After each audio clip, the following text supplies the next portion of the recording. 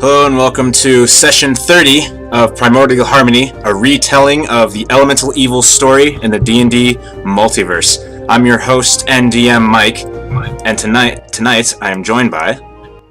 I am Nyx, and I play Ilaria. She's a Wood Elf Ranger with her pet panther, Ballora. I am Senna, and I play Delia, the Gnome Wizard. So our friend Kitties isn't here, she plays Hum, but my name is Miles and I play Tadias, a Seeker Aasimar. And I am Zacharyl Vitalis, Pyrogenasi Fighter. 30 episodes? 30. 3-0. 3-0. This is our 30th episode. Now we have to do like midlife crisis things. That's Way more ahead like of you. 45, maybe. Well, Are we gonna I'm have... giving me a horse and wagon. We're gonna have this. We're gonna have this conversation every 10. Okay. So when we last left the excavators, our hero spent a much more relaxed day in Forthstride. No real stakes. Illyria, after waking up from a dream about her now late brother, went to the Temple of Corellin to speak with Mirthtree, the High Priestess. Her brother's casket and funeral rite were ready, but the cleric didn't have the means to transport the casket to the Conadir Forest, and didn't know where to find a bright leaf tree within. Illyria would have to find a means for that herself. Meanwhile, Delia, well rested in her own bed, went to commission new clothes and then head to Akka, the library within, to investigate a potential lead on the library books being teleported to Renwick in the Sacred Stone Monastery. She came to find a laundry list of missing books attached to many names spanning many years, totaling 100 or so books. After checking out some books of her own, some on necromancy and one on the lore of Samular, Renwick's brother, she investigated the name of the most recent student to have overdue books and located a Zeo Linley living off campus. She paid him a visit and dropped Renwick's name and the matter of the missing library books. Zeo was guarded and cagey and did not offer any useful information other than a tell that made it certain that he was involved somehow. A bit spurned by this, Delia ended up rejoining the party after picking up her new duds. Meanwhile, Hum did a little more asking around about that mysterious half-elven bard and the interesting issue with a labor shortage at one of the elemental guilds. Then she'd meet up with Illyria they would go to Forthstride's bank, and after making some transactions to split the party fund into 5 equal parts, they set upon the Garden District, questing for that mysterious mango. Unfortunately, it seemed that none of the gardeners they spoke with grew the fruit. Meanwhile, lots of meanwhiles, Tadias, after a brief but tense moment between him and a security guard at Winds and Sails, visited his uncle for the first time in a while. After telling of his adventures, Dimitri showed Tadias one of his new projects, a sort of air cart that is suspended off the ground by steady currents of wind. After this, he finally visited, in-game, the Archaeology Institute, where he met with a patron of the science and his crush, Katie Kulger. After a happy hello, she excitedly told him that it was a season for a certain dig site at the foot of the Sky-Pierce Peaks, and that she wanted him to come along. Tadias, after promising to ask his friends about, awkwardly stammered out to ask her out for an evening. When she called him out on it, which means asked for clarification, he quickly absconded. Meanwhile, after a delicious breakfast with his family, Zacharyl did some shopping for Floriana, and also met with Wayshield Administrator Gordon to discuss bringing Wayshields to Orboro to provide security while the town rebuilds its guard, and to tell of his most recent adventure in those parts. He then asked about the water elemental propulsor that the party had left in the shed. It turned out that Gordon already returned it to Clear Currents, but no deposit was collected. He also gave Gordon a hard time about inducting Floriana into the Wayshields. As the day drew on, our heroes crossed paths ever so often, but eventually they all ended up at Twiddles and Fiddles in the late afternoon to plan their next move, Tadias putting forth the trip to the dig site with Kitty, but Zacharyl firmly reminding him that Illyria had a loved one that needed to be put to rest. Illyria took note of this, of course, and to her, despite the slight pit in her stomach, it could wait, as the High Priestess of Corellon had casted a spell to protect Altosi's body. No decomposition to worry about. She left it to the flip of a coin, and the coin pointed the party east to accompany Katie Kulger and her archeology entourage. Did I miss anything? That was pretty comprehensive. Perfect. That was a good 30th episode. And we'll continue next week. No. Goodbye. Yeah, that was pretty long. So, we'll pick up back... Actually, this isn't the right music. I think we left off with you guys just having flipped that coin. Right? Believe so? So you're still in Twiddles and Fiddles. Let me do that instead, and we'll move the... back to here and move the camera. So, scene opens up with the coin on whatever face you designated as going east with Katie Kulger the day after tomorrow. What is it, Illyria? We're going east. Just give like a silent little like fist pump. Yeah. Yeah, something. So right now What it's... Yeah, so right now it's early evening. It's like about dinner time. Should we head off in the morning, you'd say? Well, actually, the expedition doesn't start until the day after. We'll have one more day in Forthstride.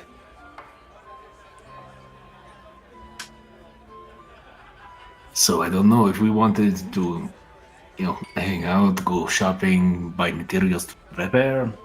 It's all for tomorrow. Oh, I do have a place I'd like to check out before we... So, what do you guys plan to do this evening? Are you just going to chill, hang out, keep up the R&R? Zachariel, are you going to return home to your family? I most certainly, based on the events of the last couple of days, will return to my family. Alright.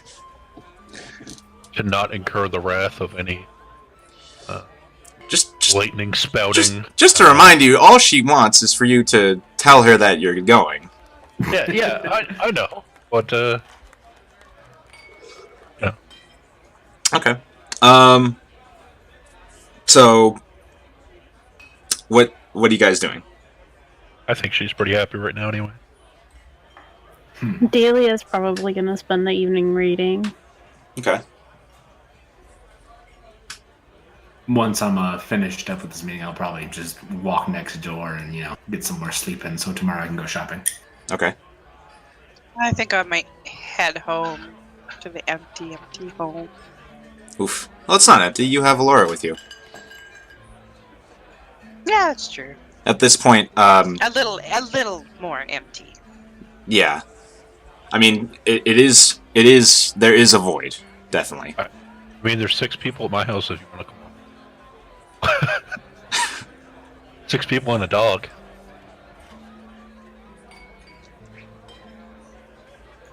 Wow. Yeah. Go from nothing to, wow, 6 people. It must be chaos there. I'm Well. sure he likes it. He's preparing probably spicy food and burning more mouths than he could even imagine. They like my cooking. A little hot for the children. A little hot for the children, but you have plenty of milk for them to cut the capsaicin. Okay, so the night goes on. Illyria, you return to you and your brother's apartment, and Hum chats with Gizo a little bit more. You guys have maybe a few drinks, nothing crazy. I'm just sort of assuming this. Tadius goes back to poor decisions. He ends up having to kick out a drunkard. Not unusual for poor decisions. Zachariel, you go home, you prepare dinner, and everyone goes to their homes, and the night passes peacefully. This is your last chance if you want to do anything before I move on to the next day. Did you want me to roll history? Oh, yes. Okay, so, okay. So, Delia, you're reading. This evening you're either reading in the bar, probably at your, flat outside of, Aldak's Academy for the Arcane Arts.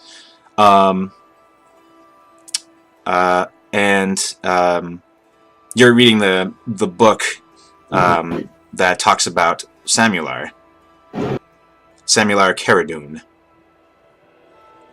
Yes. So I sent you the lore. I guess if you,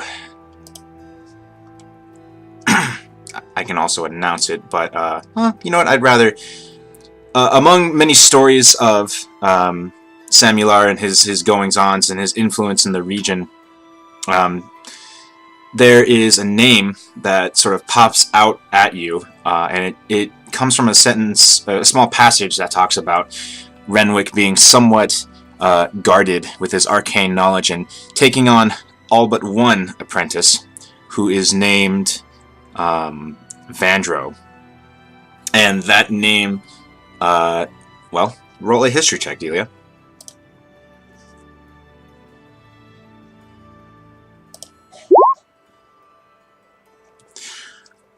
So, that name sounds a little bit familiar. And you know that it has to do with the history of,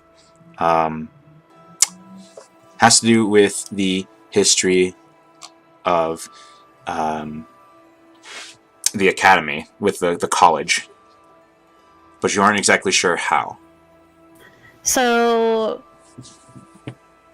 I have a feat, or oh, the note. Okay, you know where to find it. yeah. You know, even without, I mean, okay, so you know exactly where to go to like find this, and that's the library. Like you can ask a person at the reference desk. Okay. So it's pretty late. You know that the library is closed for the evening, but you know that it's as simple as walking up and asking. Okay.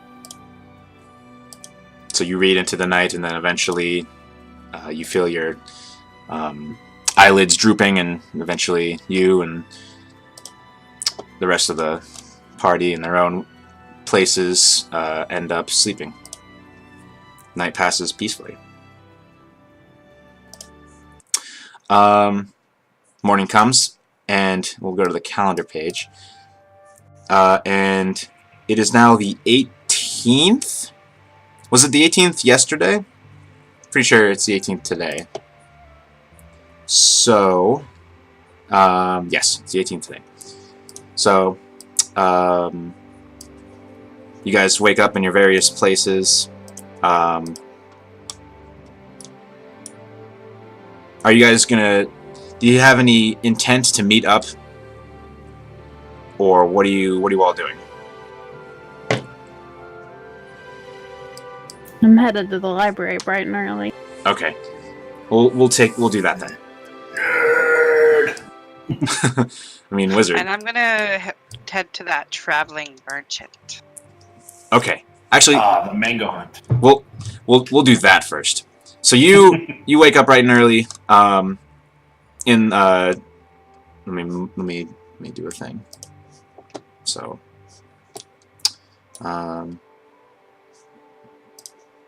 Illyria is actually here in her apartment, and Tadias is actually... Let me zoom out a bit. Forthstride is a decently sized city. So, and then Zachariel is way off in the outskirts. Not way off in the outskirts, but outside the city, in the farmlands surrounding it. Hilary, you wake up in your apartment, and you know that the traveling merchant, whenever he shows up in Forthstride, he usually peddles his wares over at the Riverside Plaza. So you and Valora head over there, and haven't really shopped there much, unless you have. Has she shopped there? Did she ever go there to get Nixon? Imagine so. Okay, so you know, you've gotten a few interesting trinkets and curios and different spices and such from this gentleman before. This person is a tiefling man. He has a cart, and you walk up and you recognize it pretty easily. I've also, as an aside, Zacharil, you have definitely bought spices from this gentleman before as well. Okay. So he's just peddling his wares. You know, he makes a transaction. You approach him, and he says, "Hi there. What can I do for you?" Yes. I was hoping you could help me. I'm on the lookout for something seems to be rare around here. I know you've been places. How about the mango? Mango. It's orange fruit. Typically grows in more tropic climes. And then he kind of turns around and starts to fish in his cart, and he pulls out a packet of wax paper. It looks like it's wrapped around something, and he says, "Well, I have. It's not the fresh fruits because it grows far, far south from here, but I have here," and then he kind of carefully opens this package, and inside you see what looks like several long spears of dried orange fruit. He says, "I have some dried ones here, if it interests you." That may work. Now, do I know this is actual mangoes? All you have is his word. But you said I've tasted it before. You have tasted it before, but you don't exactly remember what it looks like. And you do remember a lot more juiciness to it. It's clear that this is, you know, prepared and dried, and it's not, it was once a fruit, but just on that alone, you aren't exactly certain. All you have is his word.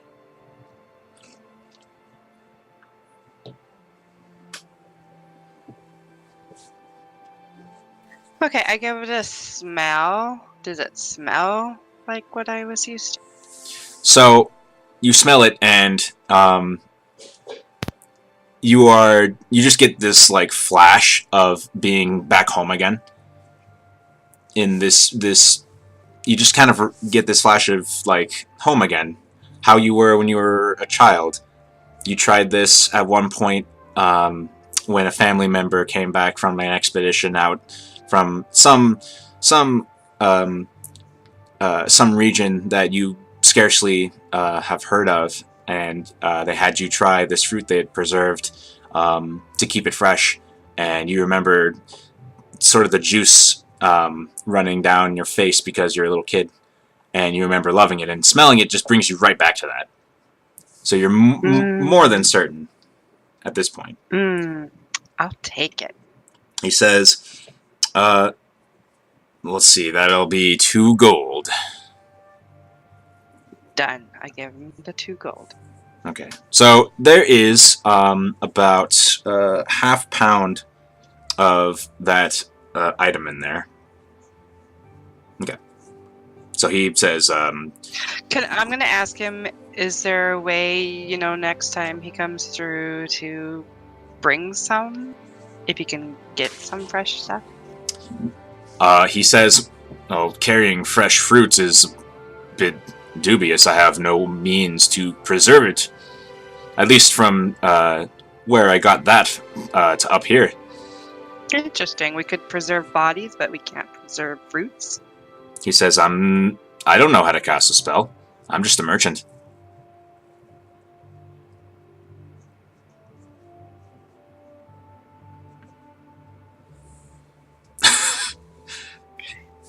Do I see anything on his cart that might be interesting? Um...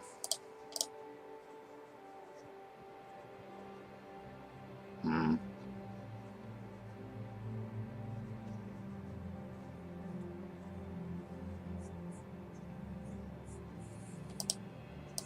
You see a couple of interesting odds and doodads. You see some instruments. You see a couple of fine pieces of linen. You see a bottle of wine that is labeled that has come from some far off region.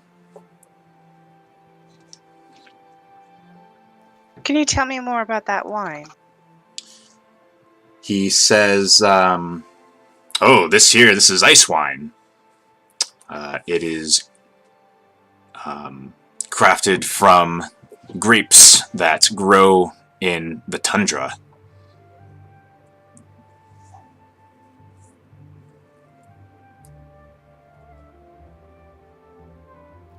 How much you're whipping for it? He says, "This is 10 gold here."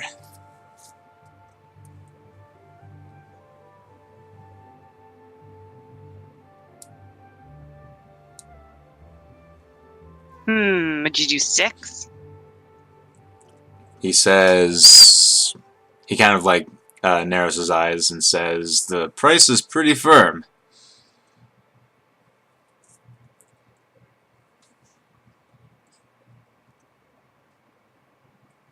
Okay, I'll give him 10 gold.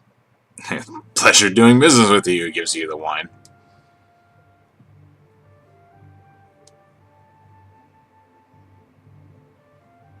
Okay, I take it and I'm out of there. Okay. So, Illyria starts walking away. Alright, we'll go back to Delia at the library at Aldak's College of the Arcane Arts. So, you walk in, you walk up to the reference desk, you ask about the name Vandro, and immediately the clerk says, "Oh, that's the father of the founder of the school." The father of the founder of the school? So, Vandro sired Aldak, who founded the school. Well, do we have any biographies or information on Vandro? We certainly do. I'm not sure how comprehensive it is, but there is some writings about him. He gives you a little card, Dewey Decimal System style, on where to find this information. I'm hunting it down. So I'm gonna there's. tell him thank you so much. So he says, "Oh, you're welcome."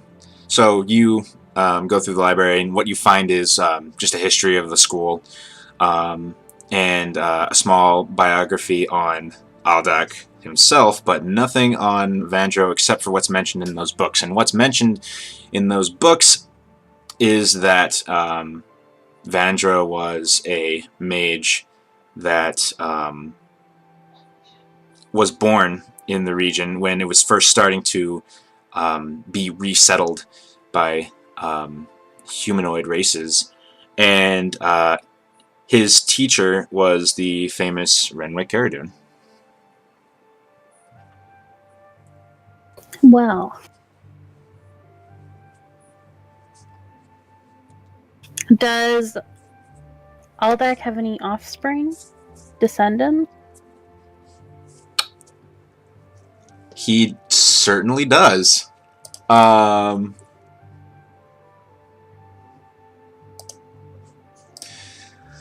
of them is a professor there. A older but still spry human. And this is common knowledge for you, and it's not hard to find. it is a professor of conjuration magic.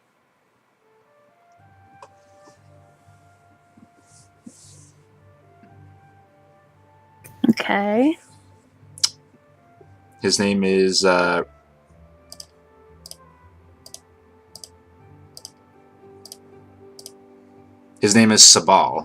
Sabal.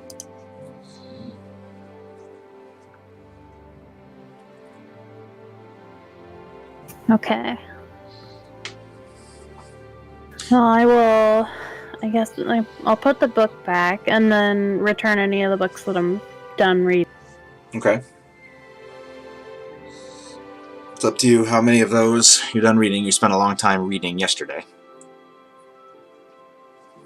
I'll probably keep the book on Samuel R. Okay. Because the other ones weren't very helpful to me. Okay.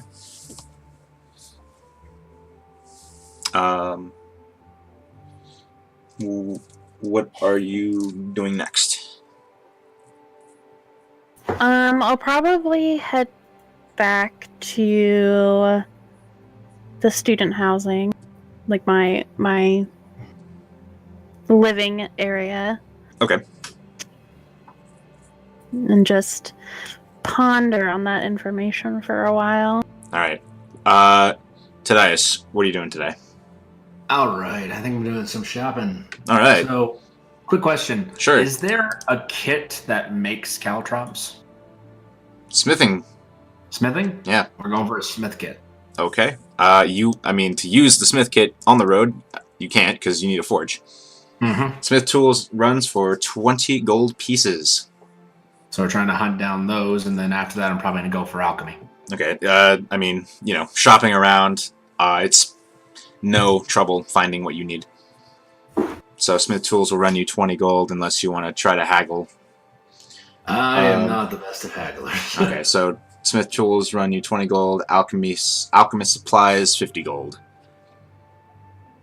Okay, 70 gold. Okay. Ching ching. Ching ching. Let's see. Was there anything else I really wanted to get done today? I think those were the two. I also need materials for the alchemy. I need to buy the raw materials, I believe. Are you running off of Xanathar's rules? That's the one we're using. Yeah, there's the one we're using. It's just essentially grocery shopping. So you walk around the market district, the garden district. Take some of this, some of this that. reagent. Yes, on that. exactly. So I think the rules spell out how much you need to be carrying. So I believe it's 50 gold is the unit size of it, and then I can build off of that 50 gold. Yeah. So you can figure that out. Anything else? I think that was all of it. I'm gonna spend the rest of the day making some stuff. Cool. Where are you doing this? Just out of curiosity. I'm curious because I have the actual materials. So does the bar that I kind of live in have like a back room? I know there's like a washing dishes area. Yeah, there is. So can I make it into like a random, alchemy meth lab-esque setup? You know what? You try to do that.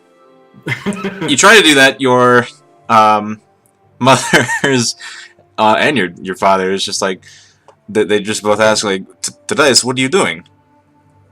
I'm working on something. I'm about to head off, and I needed some space to work on a few things. Your father says, well, we need the space to wash dishes and be ready for the evening. You haven't washed the dishes from last night? He says, we have customers now, because it's the middle of the afternoon by the time you're done. Ah. He says, you can use the room in the loft, and you know that this room is where sort of a storage room. You'd have to kind of shuffle shit around to make a workable space, but you know that you can probably make that happen. I thought the merchant with the purple pants and the big mustache was still up. Are you referencing something that Mike doesn't remember, and should? I'm just messing with you. Okay, I was like, when the fudge? Okay, alright, cool. But you know what? It's canon now. So, your mother says, we had to kick him out. What'd they do? Well, we caught him stealing some of our bread. The merchant was... I've seen how much money he can spend, and yet he steals. Don't understand. Don't get the detail. But I will move my laboratory upstairs if that is what you wish. And I'll help with the dishes real quick. I don't need to work on this right away. Well, thank you. And, you do that, and eventually you get your alchemy laboratory set up. So really, I'm just trying to get the caltrops made and one, like... You need... Okay, you need an actual forge for that. I need to go to a forge? Yes. Alright, so then just the alchemy thing. Okay. Cool. What are you making? I'm making oil. Oil! Okay. Sure. Which costs 1 silver piece, and then it's half price, so it's 5 copper pieces to make that? Okay. Them's the rules. Because I get half price because I'm making it myself. But I only get to do 1 in a long rest, so I'd call that a day. Okay. Zachriel, you are home, you make breakfast and stuff, you spend time with your family. The two, your... I don't want to say stepson, because it implies his dad's dead when he's living there. I'm his dad, too. Yeah. Your shared son is... And Cedric and Sihara, they both ask you to play with them. I will play with them. And we have this scene where they're playing as adventurers, and you're the big troll they have to defeat.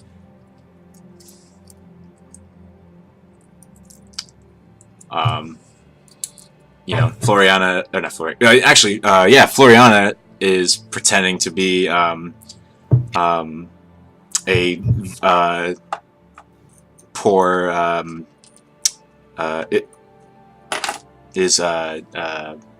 also pretending to be a monster, and Sihara just like runs toward you and jumps in the air with her stick. Smash! Yeah, with this stick that she's using as a toy sword, and she doesn't actually strike, but she just lands into you at one point, just giggling and just hugs you.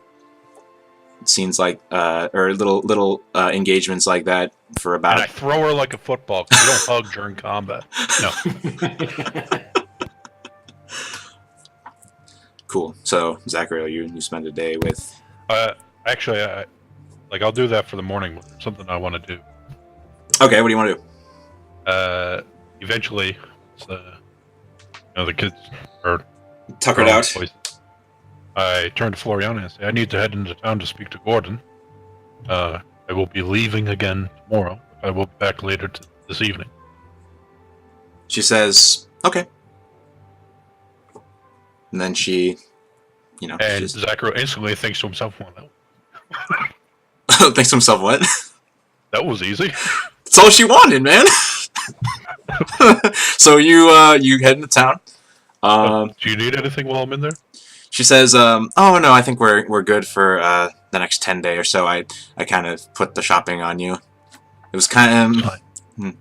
She smiles and she just gives you a kiss and lets you off. Wipe her up and give her a kiss. Kiss me, Mike. Kiss me.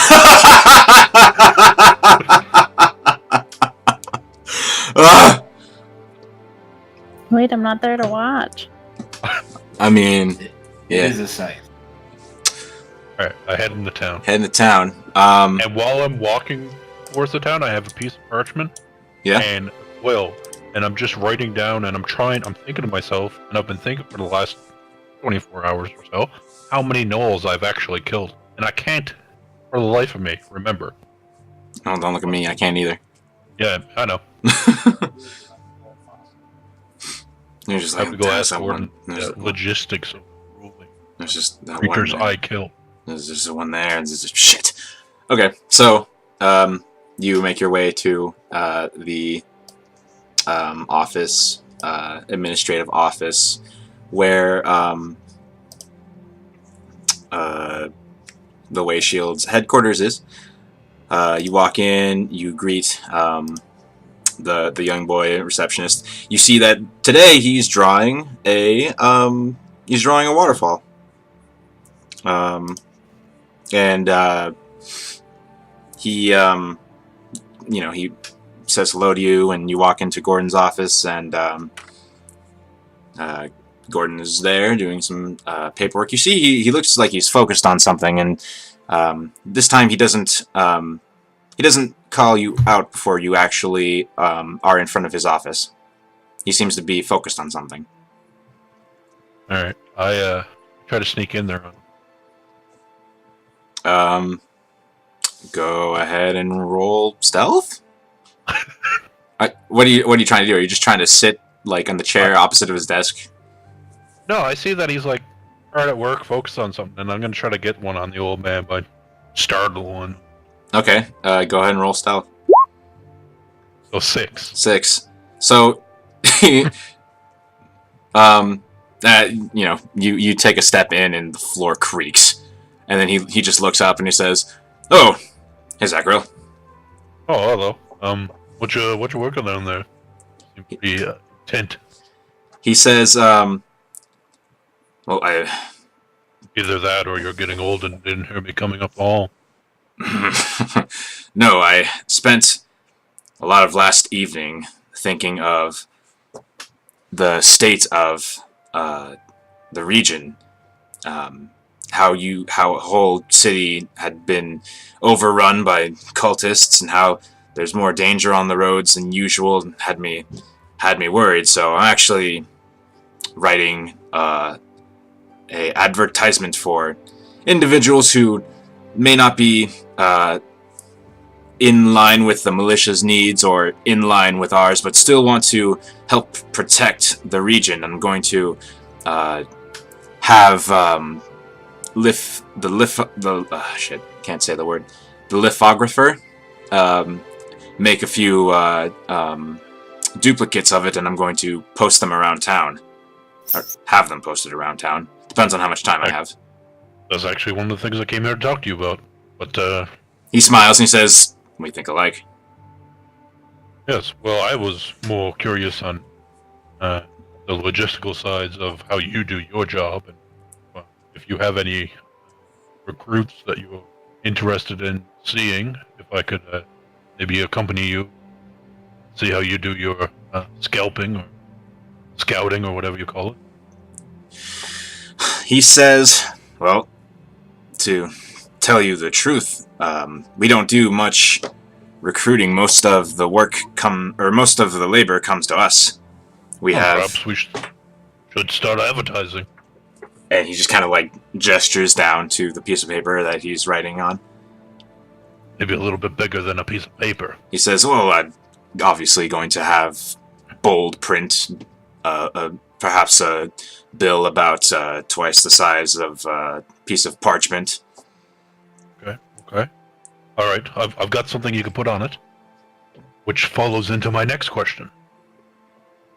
You told me that there was I need to keep track of the things I'm killing. He says, old standard procedures to have a signed affidavit of the bandits or monsters you've slain, signed by the individual you're escorting over the roads. But it has to be signed. Well, shit. I more or less trust your word, but you can also have it signed by one of your companions. Oh, yeah, I can do that. Logistically speaking, do I have to be the one to kill it, or is it like a group effort? Like, if I'm involved in, say, a dragon killing party, and I don't necessarily get the last hit on this dragon, but, I'm there? Absolutely. Does that count? Absolutely. Oh. Okay, well, I've killed about 43 cultists, a wereboar, an umber hulk. I one-hit a manticore, killed a bullet, Countless numbers of gnolls. I've been trying to remember. I can't. I think the ogres was 3 and 2 gricks in the last month. He kind of like looks at you and he looks down at the piece of paper he's writing. He's like, "That's why I'm doing this." And then he let's see here. He says, "You're well on your way to being a veteran already." I think the one I'm most proud of is one hitting that manticore. I couldn't believe it when it happened. How did that happen? Well, we were 200 feet above the ground, and I jammed a javelin between its wings so it couldn't stay aloft anymore. He just Was not a pretty sight. gives you a wide smile and he says, "Fantastic." Yeah, you could ask those guys up at Feathergale Spire if... I'm sure they're still talking about it. He chuckles and he says, for the... Do you have rough estimates of the gnolls, at least?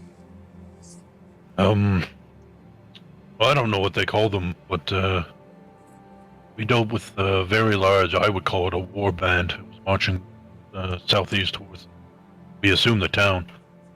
We encountered them on the road to Ouroboros, probably about a 10 day ago. The largest warband I've seen is about 16 or so. 16 to 20. It was more than 16. Blinks. Let's just say I almost died that day, and the rest of us as well. Goodness. Well, go ahead and, just for record keeping, go ahead and mark down 20 and then, talk to, or have one of your companions sign it and then bring it back and we'll put it in your record. Alright. By the way, it decapitated the warboar, or the wereboar. That was the one that kidnapped, Oriana and Zahara. He gives you... You ever see a wereboar? He says, I'm happy to say I haven't. Sounds like a dreadful beast. I almost had one for a friend, actually. He just kind of... He gives you, like, a blinking... He's just...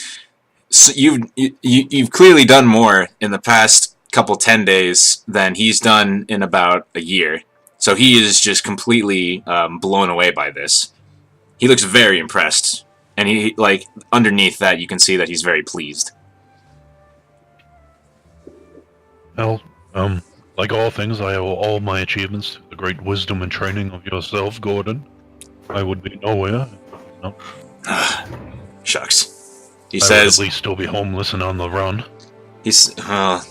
he just... So, I mean, someone would have picked you up eventually. But anyway... Well, if you have to be honest, they probably would have picked her up before me. He's just... Ooh. Best not to think about what might have been. Yep. And now you've got my poor angel out there fighting by herself. He says... he says... again, I have to say, your wife is very persistent. Oh, trust me, I'm well aware. Listen, question for you, you know anything about Conadera Forest? These, barren lands? Swamp or whatever it is, so? He says, I'm gonna take you guys to the map page. So he, says, well, I've been in the Conadera Forest once or twice. It's quite dangerous in certain spots. It's very beautiful, though. Can I recall the name of the tree that Valeria's brother wants to... Did Illyria ever say it to the party? I don't think I did. Then I guess not. All right. Did she actually talk about? Did she ever talk about what Altosi wanted to be like his burial? I'd imagine I talked to everyone. I think you at least mentioned I would be like, yay, he wants to be buried by this tree in Commodore Forest. Okay, then we'll say that Zachariel remembers it. I'm averagely smart. Yeah, I mean, you got. I think you got a +1, 14, so it's good enough. Yeah, I need to go bury this my companion's loved one in the forest underneath this tree. Oh yeah, you already told him about that. Yep. Yeah. And so he says, "Oh, that's right. Do you? I don't think I can. I don't think I know where I could find one, unfortunately." that's fine. Do you know anything about the barren bog? He says, "Well, the bog is it's called that for a reason. It's a large wasteland of mud that nothing grows in it. No one's really sure why, as far as I know. You'd think that with all of that wet... Something just fell off your shelf, Gordon. Oh, shit. And he just, leans over and picks it up, and it's just, some, what would he have? It's some wood carving. Probably that he made. It's a wood carving of a bear. Why not? And he just kind of puts it down, dusts it off, and Jesus. He says, yeah, you'd think with all of that wet land that it would be a very it'd be a very fertile marsh, but nothing grows in it. Oh, well, I believe we're going on some sort of archaeological dig. I'm very excited about it. He says, sounds interesting. Sure, well, it's more up your alley anyway. Sure, I'll use my shovel. So. He just nods at that. Right. Well, that's about all I had. If you don't have any recruits you'd like to go scout out of, unless you need help with that paperwork, I don't know how much help I'll be, but... He says, I think I'll be able to take care of it if I have any, if they have any recruits that I suppose need help speaking to. I'll let you know if you're in town. Oh, I'll be here until tomorrow. All right.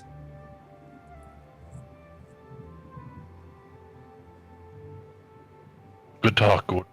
Good talk. He's... Can see you're very busy. He is. By the way, the young man out on the desk, I feel like he may be better suited for, actually, he's been drawing a lot, so perhaps he could spruce up your words with some pictures or something. He says, oh, I'm aware. I was actually going to ask him for help. I'm sure... He says, I'm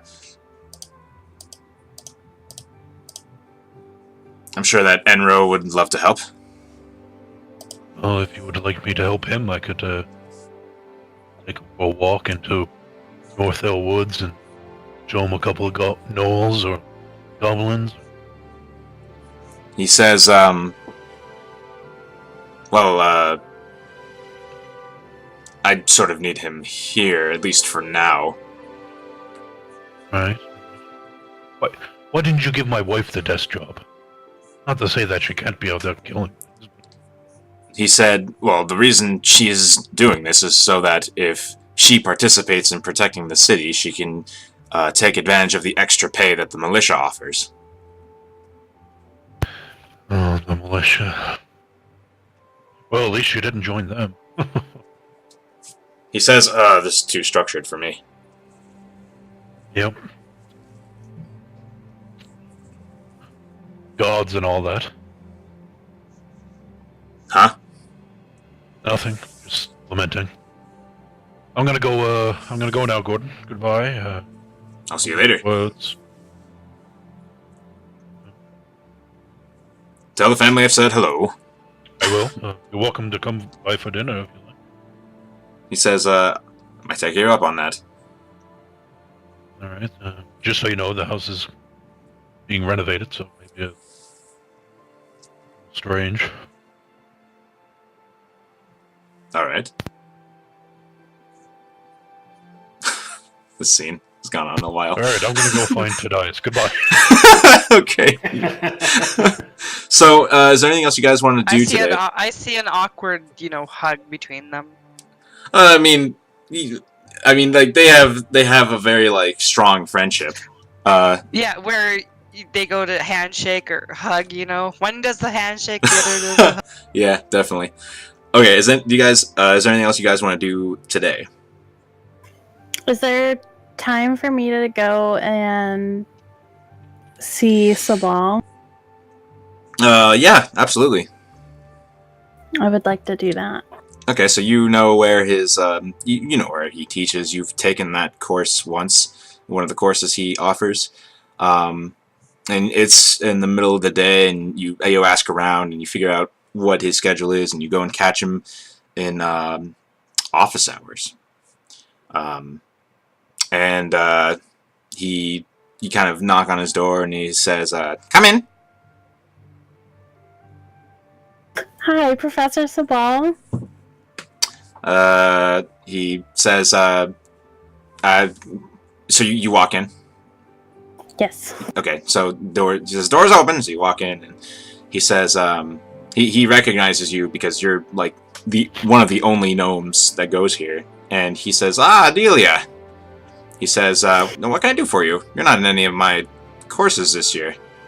No, I'm not, but I'm doing a report for one of my other classes on Samular and Renwick, and I've heard that you have some ties to these couple of people, and I was wondering if you had any information that was not located in the library? He says, he just kind of like furrows his brow. He says, I mean, I'm Aldak's son, and Aldak's my grandfather was one of Renwick's apprentices, but that's more or less all I have to offer. Oh, okay. That's alright. If you find anything or figure anything out, please let me know. It's actually kind of really important for this report. Sure. If I find anything pertinent, I'll give you a sending. Awesome. Thank you so much. Sure thing. And then I'll leave. Okay.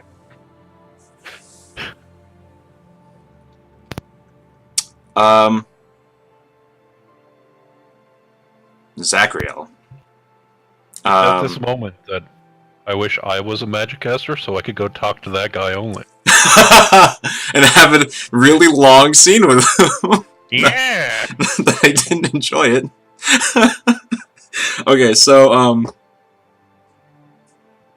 alright, so what are you doing next, Delia? Are you gonna do anything else of note? No, I'll probably just head back to Twiddles and Fiddles. Okay. And then, Tadias, you're up there making your, Zachary, are you trying to find Tadias, or? I mean, if I see him, I'll see what he's up to, but that was just kind of like me. Oh, okay. Escape the scene, sure. Like Batman not being able to find an escape. Right. Okay, is there anything else Illyria's doing? I'll probably head to Twiddles and Fiddles, where it seems to be the meeting spot. Okay. I think on the way there, I'll probably just pick up some more arrows. Okay. Stock up before we head out. Go ahead and do that. Oh, you know what? I'll go see Spice Daddy. The tiefling guy. Okay. Spice Daddy. I don't like his new nickname. No, he love actually it. probably loves his nickname. So, he kind of recognizes you and he says, "Oh, Zachriel." Ah, Sput. Oh, how you doing today? He says, he like, as you say, "Spa," he's just kind of like, he leans down a bit and he kind of like gives you like, like, go ahead and say it. It's cool. Kind of look. Like he Nice, doesn't. Daddy. Yeah, I'm doing Right. well. What do you got for me? He says, he says, Is it bad that I'm picturing him as Jeff Goldblum now? sure, why not? So yeah, Spice Daddy. Huh? he says, well, I got you. He says, I've got you more of the same, but it's all the same deliciousness that you've come to expect from me. But I have one other for you. He's kind of like, he's doing that kind of that head bobble. One of the disadvantages of not having cameras that I can't show you the back and forth kind of like head bobble as he's like kind of hunched over a little bit, digging into his card. He says, I've got one jar of pepper. This particular pepper is very hot. I'm sure you would appreciate it. And he I'll just take kind of like, he says, he says it's 7 gold. Oh, 7 gold. Where's this pepper from? The Sea of Fire? He says, no, not from anywhere like that, but, I have to, charge a little bit extra to cover the travel costs that I incur, and the danger pay. Yes, I know. Alright, I'll take it. Do you have any mango? He says, fresh out of mango. I actually had some. Damn. I found this new cookbook. It says something about a mango recipe. He says, Let me, I take out the book and I skim through it to look for another rare ingredient. uh-huh. Rare, I got nothing. Ice wine. No, well, you already have that. I can't do that joke twice. He says, Do you have any ice wine? he says, I'm fresh out of that too. Jesus. Be right back. Okay. Do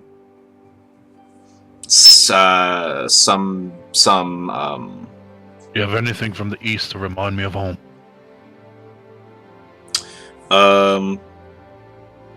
He says, I do have, he normally sells you, a certain spice that you've come to know, grows, in the kingdom that you abandoned. He says, he says he has plenty of that. Right, but I've been working on my cooking. Actually getting pretty good, actually. Oh, fantastic. Yes. Cooked a weird bug gumbo the other day. Out of these weird creatures that burst out of the ground. That sounds interesting and delicious. Would have been better with your spices. He says, "Oh, they're not my spices. I just acquire them and bring them." No, don't be too modest. Come on. He says, "Well, I appreciate that, Zachriel, as always." All right, how much do I owe you? For the oh, so you're actually purchasing a bunch? Yeah. Okay. He asks for in total 10 gold. All right, I give him 10 gold. Okay. And they're not all infernal spices. And I get actual cooking spices too. Yeah, to, yeah, bring home. Yeah, that's what I was talking about. Reminds you of home, particular. Yeah. Okay. It's a pleasure. Hopefully next time I can get to you before all the mangoes go. He says, early bird gets the worm. She was here super early this morning. She had a strange, it was strange, she had a panther with her. Panther. Not many of those around. Ooh, who could that be? What? Good looking out, Spice Daddy. He salutes you. He gives you like a coy salute. Spice Daddy. That's the name of the next tiefling bard I make. No. Spice Daddy. Cool. Alright. So, anything else for you today, Zachariel? Yeah, I'm gonna go find Ilaria. Okay. You kind of realize that your best bet is Twiddles and Fiddles, so Yeah. I would say that it's getting to be into the late afternoon. Tyus, Tadias, you can join the scene whenever you want. Hum, Illyria, Delia, and Zachariel are in Twiddles and Fiddles. It's around it's like about 2 hours out of dinner time. Like the normal dinner rush of Twiddles and Fiddles.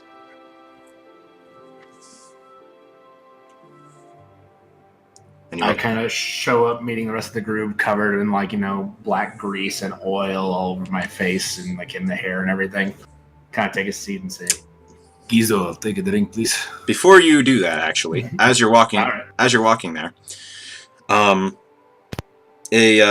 sort of scrawny, younger than you, human boy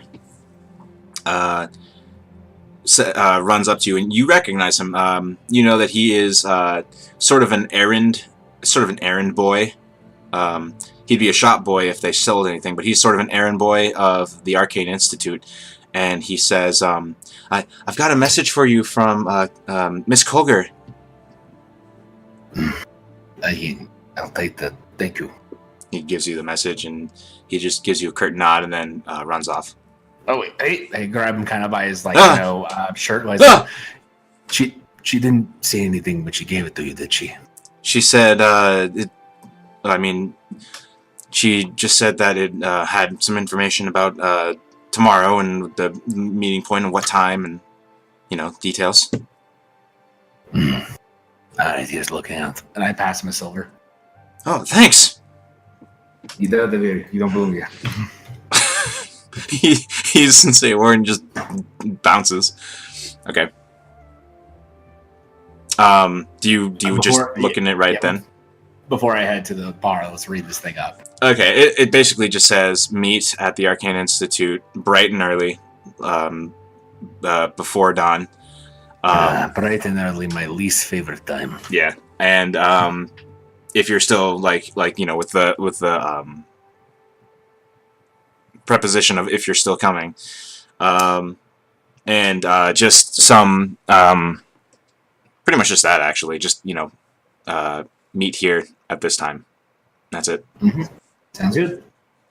So you then enter Twiddles and Fiddles. Gizo does, in fact, pour you a pint of ale. And everyone sees Tadias covered in soot. Not soot, oily soot. What happened to you? I was experimenting.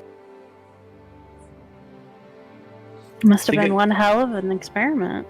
Well, we can't all do fun things all day. How was your day off? Anything interesting happen? None whatsoever. Nothing. Nothing. What a waste of a day. Same here. I'm quite certain tomorrow will be interesting. At least you can continue to mock me, all of you. I did something interesting and found out something interesting. Well, do tell. Well, I went to see a friend of mine, a business associate, I guess you could say.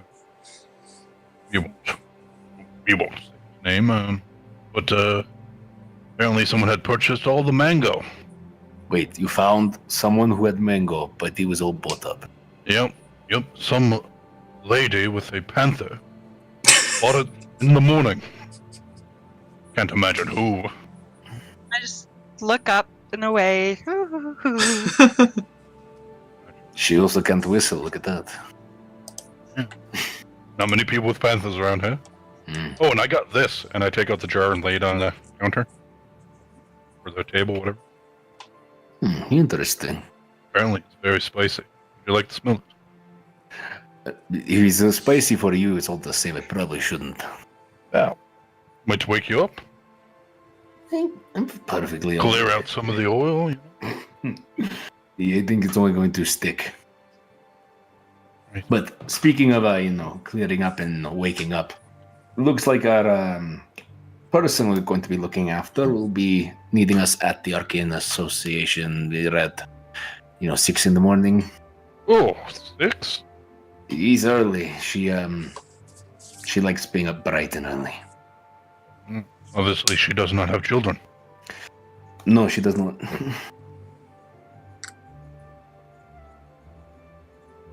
Zedias, when you have a child, you sleep whenever you get a chance. I'm not too interested in being a father right now, but Oh, if things work out, you could. I don't. Already dealt with one I little start monster drinking inside that of you. ale a little faster.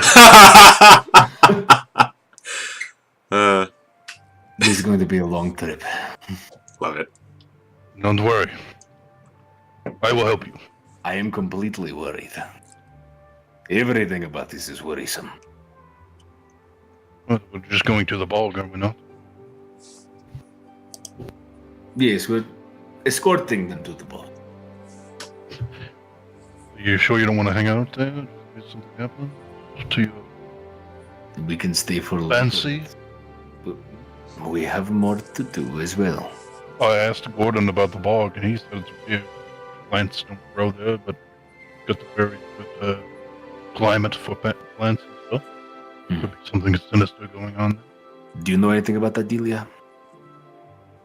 Delia, you do. You know pretty much what Gordon told Zachriel, but you also know that there's nothing really. People have gone there, tried to sort of plant things, and they just don't take. Like seeds just don't seem to take in this soil, and there's sort of a threshold where in the dirt where it's more firm dirt, takes seed just fine, but once it sort of sinks into the mud, there's no real germination, and you know that nothing of note has ever really come out of there. Nothing emerging from the mud and wreaking havoc. It just seems like this plot of dead land that's also happens to be moist. Well, it's not very good farmland, I know that.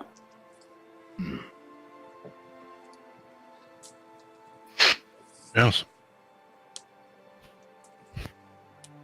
Well, either way, we have other business that, you made me aware of, Zachriel, so we'll get to that after we escort them.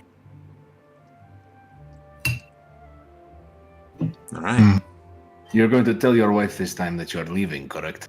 Yes, I'm going to go home, spend the night. Because she's going to blame me before any of the other ones, you know that. Oh, maybe I won't say anything then. I already seem like a poor influence, I'm sure. Actually, she hasn't said anything about you. That's surprising. I think she's more excited with the fact that I gave her 160 gold. That would also keep, the discretions and the aggressive talk down a little bit. Yeah. Unfortunately, it doesn't excuse my charm. Don't worry, I'll help you get that girl. It's important that you A realize... little advice, though, Tadias. Yes. Maybe a little bath before we head. Oh, yes. We're going to a bog. Is this not the look? Well, first impressions, Tadias. I've worked with this woman for like a year and a half. You want to smell good for the journey there.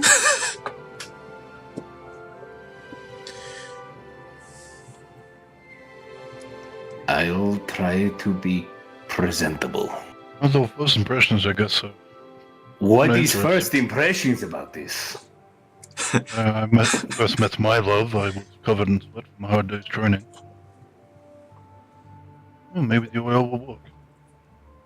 There's just like that, like rubbing of the temples, just with one hand. So the night drags on, and everyone razzes Tadias about his crush. First I'm bacon, and now I'm in love with it. I cannot get away from it. I just imagine that he's gonna be like he has his hair slicked down, he's got a little bow tie ready for his trip. Oh no! I'm imagining Delia and Hum just taking over and make over to Tadias. Now, the last time yeah. that happened, I ended up a woman, so I don't know if that's gonna be. She might be into that. She might be, but I haven't heard it yet. Oh my god. Alright. So Nice suit and like a big bouquet of flowers. Oh my gosh. We should stop by the florist before we meet up with her. This is a coworker. Not for long.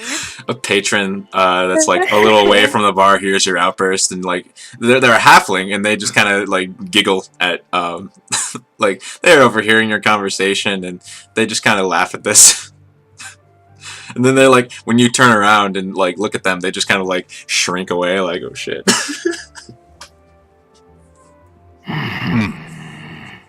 Oh, I guess I should head home and. Yeah, is Hum kind of with us right now? Yeah, Hum's with you. She's also giving to. She's probably saying, you know, a couple things to give to Dias a hard time. I don't know what. But she's there, and you know.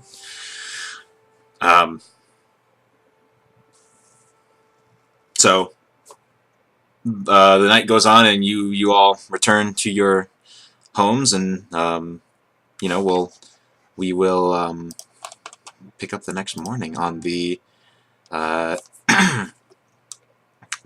of Myrtle. Myrtle. Yeah, that's the name of the month. The calendar of Harptos. So.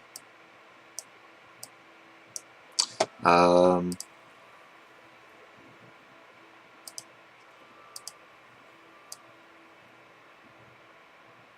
no. Alright. So, it is early morning. It's so early in the morning that I have to play the night ambience music still. Nah. You know, you all wake up. We'll quickly go around the table and kind of flavor that. So, Illyria, you know where the Archaeology Institute is. You were, you know, told where it is by today. So, you wake up. Give us like a little sentence of what you do when you wake up. I'll probably just go make myself some tea and then get ready, get out the door. Okay. Because I'm that morning person. You know, the early bird gets the worm. Or the mango. mangoes. Damn it. Early bird gets the mango. So, alright, so you trudge on over. It's just down the street for you. So you're there first, and there's this covered wagon, and you kind of realize that this is the group that you'll be traveling with, and very bright-faced human woman says, "Oh, hello, are you one of Tadias' friends?" I am. I'm Katie, nice to meet you.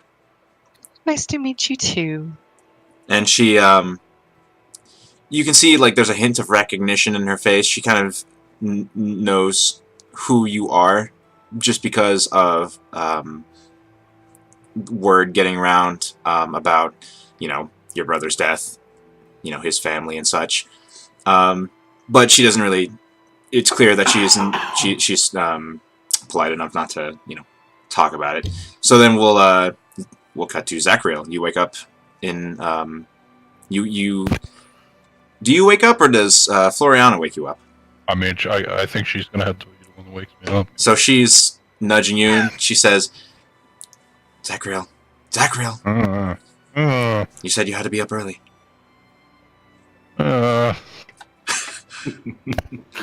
She says, stay if you want. You told me to wake you up. Oh, I have to go. I don't want to. She says, Thank you for waking me up. I kiss her. She kisses you back, thank you. Or she says, you're welcome. And then as you're like standing up and getting dressed and donning armor, Sihara runs in and just like collides with your leg. And she looks up at you and she says, come back. Of course. Maybe I'll come back with something for you. She gets a big smile on her face, hugs you tighter. You eventually part and head over. Let's see. Delia. You wake up. Do you have like an alarm, a magic alarm for yourself? Yeah, it's called Nathan. Got it. Delia's a zombie. She hates me. I knew it! Conspiracy. She hates it. So she is slowly making my way. Hair disheveled, kind of running late, but can't really like muster the energy. All right. What about Tadias? I mean, I'm not happy about being up early in the morning. I did get a little bit of bathing done by recommendations, but it's nothing fancy. Okay. Hum, I imagine, is up. Not too happy about it. I can't roleplay for her really, unless it's an easy scene. But Hum starts making her way there too. I see her like heading out at the same time, and I kind of pick her up and put her on my shoulder so she can nap on top of me. She just like she puts her two. Actually, no, she can't do that. She'd fall off. She just kind of like leans on your shoulder. Like one hand is on your other shoulder, and then one hand is on the top of Tadias' head. And she just like, as you're making your way to the Archaeology Institute. Eventually, you all group up. And she says, "Oh, thank you all for coming. I appreciate it. I hope this is going to be a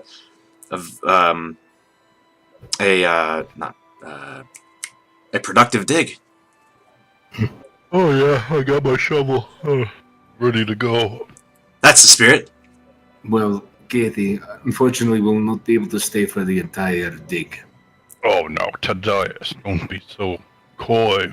We may have time to stay.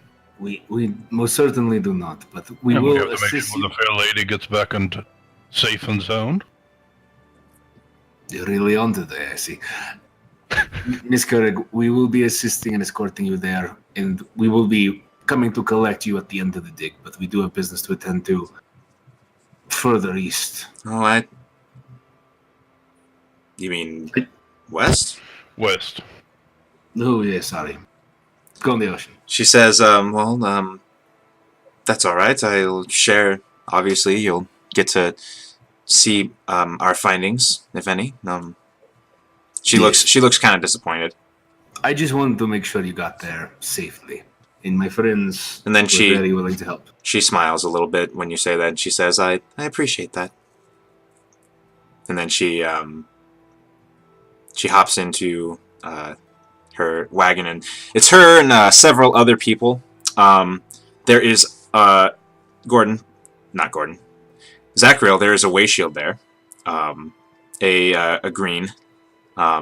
You know them just because you share the same profession. You don't know them well. You know that they're able. He greets you. He's sporting a great sword and hand axes. What's his name? His name is Etzburn. Do I know his name? Or is he like brand new? He's not brand new. He's been around for a few months. Can you Back. that name in chat? I can. Add it to my list of known ways. Good morning, Etban. You're still sporting that grossly overlarge hunk of metal? He says, I mean, well, I don't know if you've seen me yet, but I can swing it pretty good. I look forward to seeing it. I mean, hopefully we don't run into anything dangerous, but, He, chuckles and, like, hope not indeed. So, yeah. I lean my head into the cabin. You both love it when it's dangerous. Don't lie to me. Well, we are mercenaries. What do you expect? Then don't be coy about it. Right, I hope we get attacked by, some sort of large winged beast or something. One you can kill immediately out of the air. Perfect. Oh, yes, Etban, I don't know if you've heard yet, but, killed a manticore in one hit. Get ready to keep hearing about it. he just... I hope I can do something like that someday. Hey, with lots of training, hard work, and dedication, you could certainly do that. Also, you need a buzzard so that you can fly into the sky.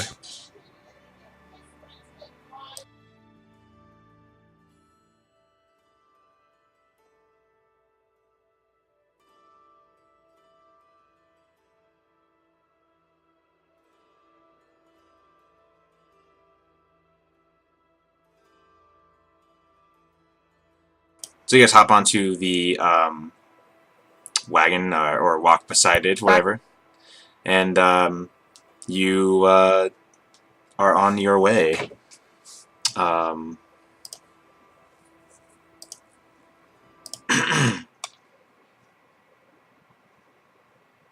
So, Katie, is it? Katie? Caitlin? She says, "That's my name." Oh, it's a pleasure to meet you. Tadias has been talking about you quite frequently. Oh, really? What has he been saying? Staring that daggers you're, right at him. Quite the accomplished archaeologist. She blushes a little bit and she says, I mean, I dabble. It's not fair to say I'm accomplished. I have a lot of inheritance to fund my expeditions." Yes. Well, you gotta have money to make money, right? Well, this isn't really a venture for profit. This is to chronicle history. Right. Tadias loves history. He's always reading books. Very strange. She says, well, that's one of the reasons we started working together. He's a very smart man. Far smarter than I. And I so only know- handsome, too. So much. I only know of battle technique. He knows a lot more. My hood gets pulled over my head and I start leaning back. Perfect. Yeah, so the day...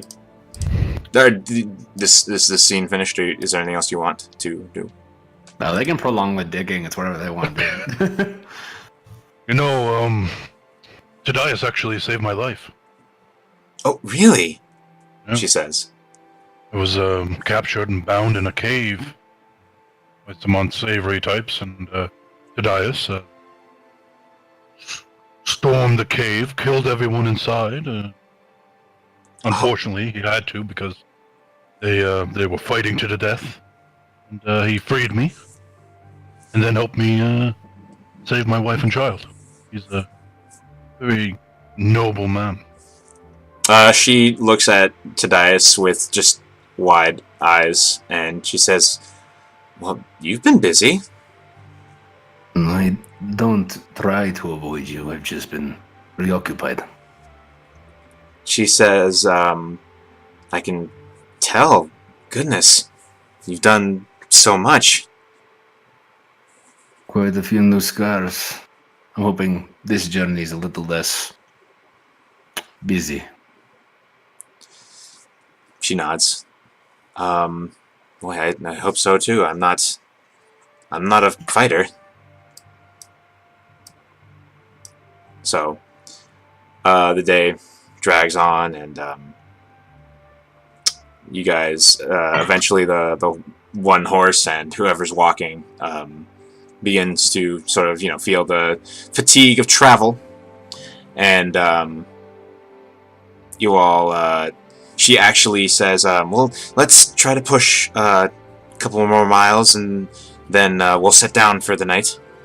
And she does push a little bit more, and it's not really significant, but it seems like she's just trying to get used to, or at least she's just trying to keep the pace up a little bit. So, set down for camp. The horse is fed and watered, and you guys are just kind of putting down bedrolls and such. The sun is starting to set, and everyone make me perception checks.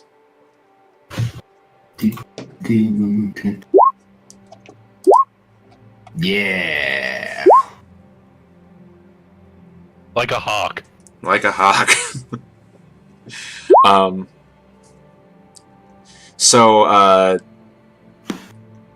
Zachriel and Valora both look are both Zachriel is putting his bedroll down, and Valora is just kind of looking around as a big cat would, just taking in the scenery and just surveying. And Zachriel, you notice in the brush of the Nurtle Woods, you see a figure sort of walking, a very small figure, sort of walking, not walking, but like moving through the brush a little bit. And you actually see what looks like a goblin, and they're just looking. And then it looks like, that was a really good roll. You can see that they're just sort of surveying you guys. Denias. What? And Valora's just staring right at it too. It's a goblin in the woods.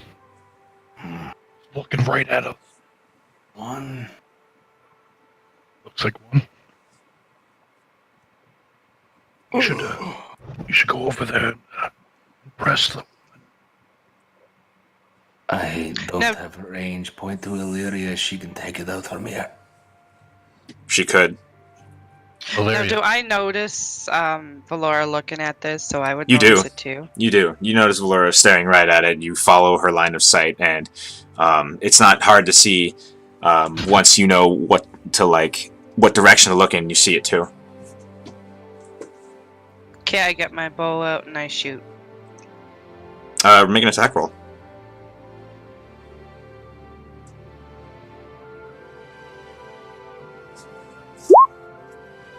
That's unfortunate.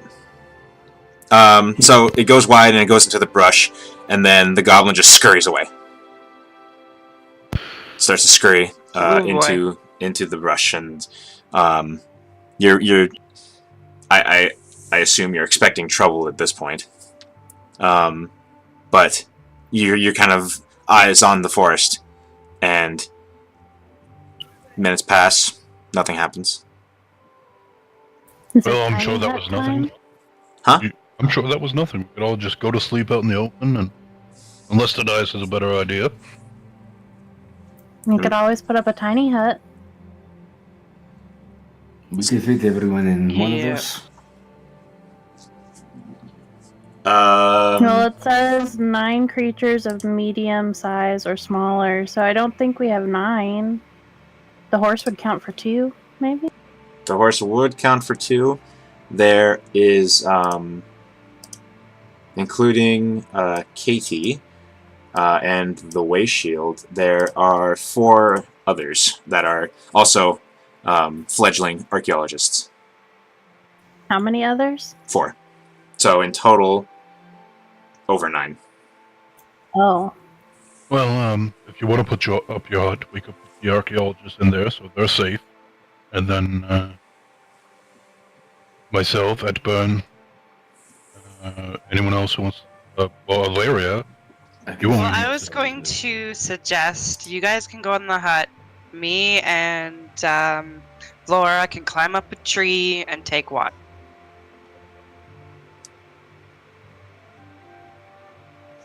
Say that again? I'll start up a tiny hut. Well, everybody else can go in. Like, would there be 9 if me and Laura are not in the hut? There would be 10, so I will also be out of the hut. Okay, so I Sure. was thinking for me and Laura would be up in a tree, hiding, taking watch around. Sure. No. Tadias, you are staying in the hut with Kate. Edburn, come on, we're going outside. He says, that's what I'm here for. Will Right. shield.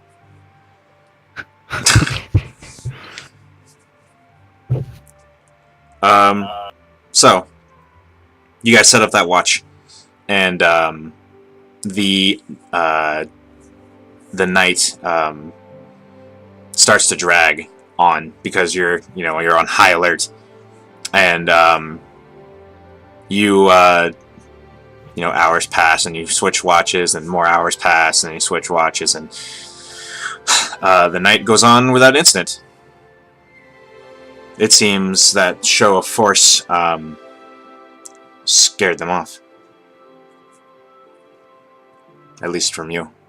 So, next morning comes, and you continue your journey. Is there any significant conversation scenes you want to do?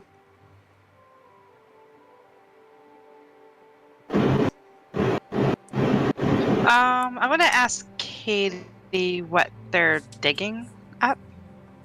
Do we know that already? Well, she only told Tadias, who kind of vaguely told you guys. So she starts to explain how this area that the Sky Pierce Peaks and the Barren Bog, this area where they sort of meet with the plains on the coast, how it's this area where in this late spring, early summer, it's sort of the mud sort of churns up and churns up articles and items and artifacts, like archaeological artifacts from whatever civilization must have existed in this region, and it's a good opportunity to collect them and identify them and try to catalog them.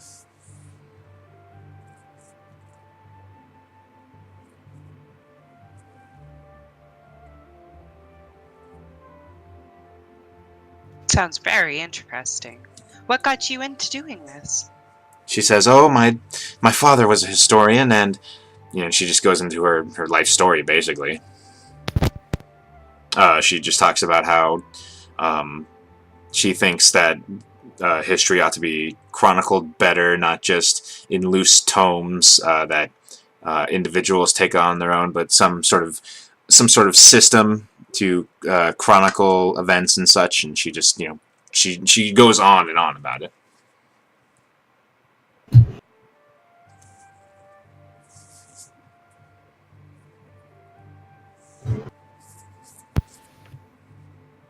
There is many mysteries to be discovered, and the bog will churn out some new things, new ideas. It's very exciting. There's not a lot of sites that can be different every time you go back.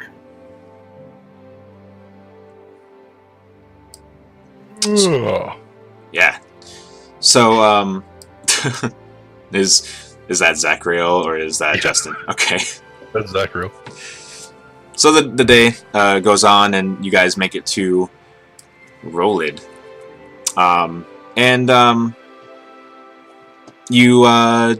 She says, Katie says, that, I need to get the map out.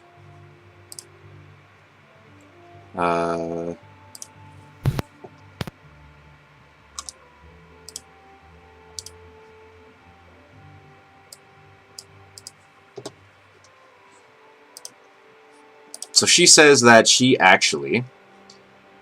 oh, I didn't change this in a while. So... Yeah, these icons. Let me drag on Delia's token real quick.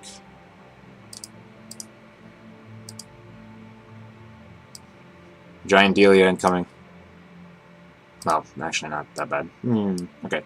So, as you guys enroll it, she takes the cart and the horse and takes them to a stable for the night. And Tadias, you know that she actually favors the Sea Leaf as her inn of choice. You know, she starts to head that way. If memory serves, you all spent your tavern nights enrolled at the Blustered Brew, who's owned by Norble, the halfling. Yeah, I just kind of follow her, and I'm looking over the scene where Zachariel hit me with a shovel and tripped me for a race. That was my shield. Oh yeah, it was her shield at the time, wasn't it? Yeah. Yeah.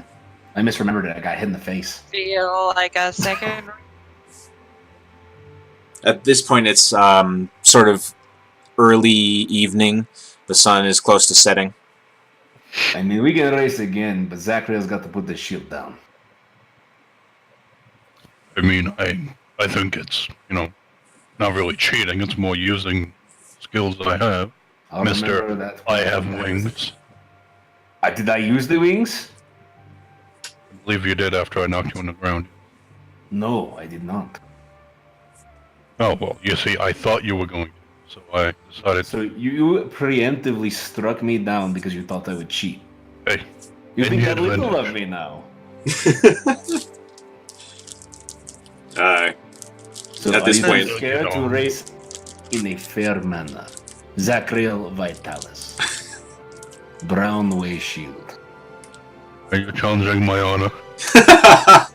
If there's any remaining. Oh, shit. Love it. All right, you guys, Accept. I want a clean race. No cheating. It might be a feast for No, thirst. cheat. Do it, cheat.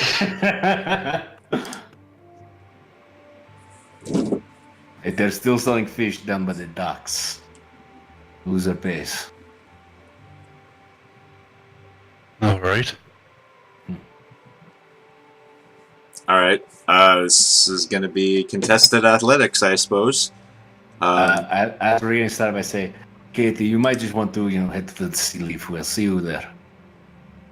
Okay. No, you should stay and watch your friend here today. He's the athlete.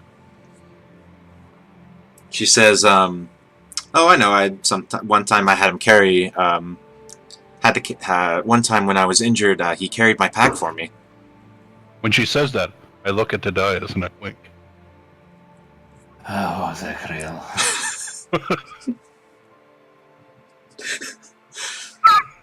So, Do fire gymnastics like water. I might be giving you a dunk later. you guys still doing the race? Yeah. All right. Let's do it. Contested athletic rolls. Best 2 out of 3. All right. Now, when you say a fair race, do you mean just running? What are you saying? I'm just asking. What is in your mind right now? I think someone has an ability that they could use. I mean, it won't really help him that much. I want to inside check Zachriel. I'm not like this.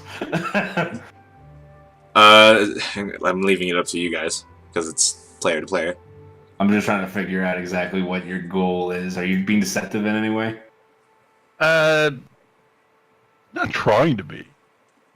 That sounds deceptive as shit. I'm not trying. I couldn't say. I don't know where this is going, but I'm loving it. All right, we'll just run and we'll figure out the semantics of it. Just know, if I feel like I've been cheated, You will get your seafood, and then I will drown you in that water. Oh, well, I've lived a good life, so I'll tell Floriana you just fell in and your armor brought you to the bottom. I'll have to let you know that she's very perceptive and insightful, and also shoots lightning out of her hands. I'll cross that bridge when I get to it. I've got Perfect. your old ass at racing now. Yes. Edburn, Yeah. would you like to run with us? Sure, why not? Could use a good, could use a good workout. See, today, that's how us way shields work. You could be one of us. I don't need to be. Who is keying them off? Who's saying go? I'll do it. Yeah, would you? Thank you. I'll hold up my cloak as like a flag. I try to stand or get in a start position that's at least 5 feet away from Zachariel. Maybe like 10 feet, actually. Okay. Okay, where is the end? I prepare a javelin for a trip. I think If I it's remember correctly, it's like a race from here to like right over to this pier right here, I believe is where we were going last time. Okay, well, you guys were talking. I'm already over there. you gonna do like just waltzed on over there. So it's Yep. once you hit the planks, pretty much. Sure. She's the goal line. Sure. Okay, I'll go 3, 2, 1, and then swish my cape around. I begin bolting forward and bonus action dashing. It's gonna be contested athletics, Let's do it. and this will be for Edburn. All right. So the first round, Tadias bolts and takes a lead. Trailing behind is Zachariel and Edburn, and so Edburn doesn't really count in this. So Tadias is Oh, one up. come on. Oh. He's actually got higher strength than I do. No, that's plus his proficiency bonus. Oh, plus. Yeah. He's got +2. Ooh, shit. Alright, get in there. Uh-oh. Oh, no. Zachariel trips. Wait, no, fuck that. I'm gonna use my GM inspiration. Oh, my God. For this? Okay. Yep. It's totally For... worth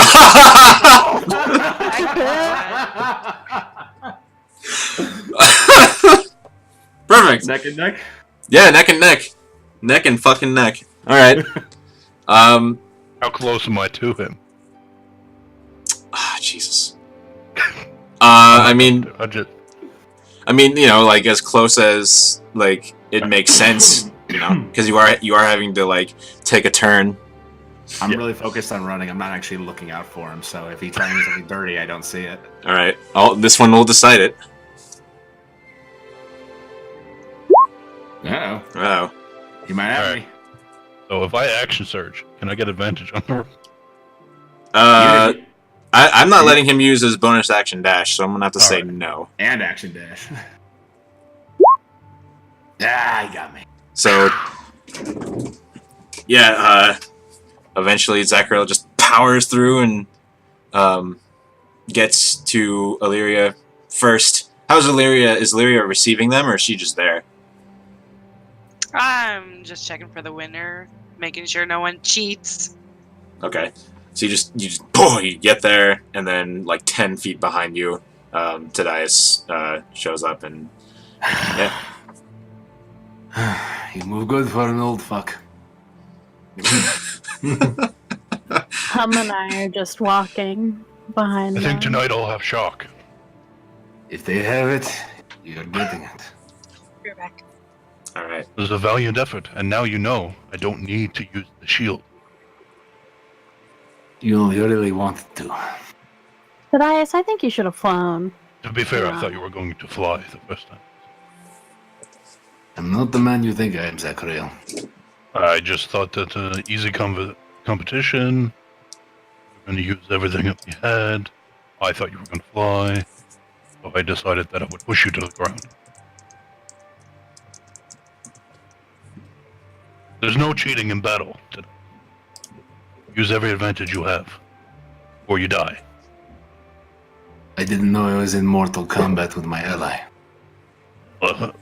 It's a competition. Gotta win, or you die. This is a conversation happening over fish and chips. Just surrounded by commoners. Yeah, I mean you're getting a few looks here and there, but most people are here going about their business, enjoying the pier as the sun starts to set. I am sorry. I just very competitive when it comes to battle, and It wouldn't have you any other way, friend. So, oh, sorry. Competitive when it comes to bacon. I lean in real close to him. I like dust off just a tiny bit of dust off of his shoulder plate. I kind of pull him in close and I say, "Easy with that shit." All right. So, Is there a vendor selling portable snacks around here? portable That's exactly what? what we're getting. What? Portable what? Last time we got like a pail of fish. Oh yeah, Like a whole bucket of it. yeah. There's like different, like, you know, some people are frying it, some people are boiling it, gumbo, you know, whatever you can think of. I just want like some fish on a stick to walk around with. Yeah, there's fish kebabs, totally. Oh, all those boats aren't there. That's from when you guys arrived there. Yeah, that's the attack, right? Yeah, those aren't there. DM inspiration. Fucking great moment. Those are the best moments to use. Yeah, for competitions between PCs. Not fucking monsters, not whatever. Alright. Cool. So, where do you guys end up this evening? Are you going to be at... Is everyone going to the Sea Leaf? I mean, they don't have to, but I was going to meet up with Katie. Okay, we're Delia, so you've been... have you been to Rolla before? I'll let you decide. I'm gonna say no. Okay, so this is new to you. This coastal city is very new to you. And, you know, the smell... Actually, let me get the ambience up. Because I know I have it. Is it like is it a sandy beach or is Oh, it no, like it's a gravel rocky... beach? It's a Oh. rocky beach. It's not really a beach. But you... Well, at least not by the city. But when you're... Oh, jeez, let me find this darn... here we go.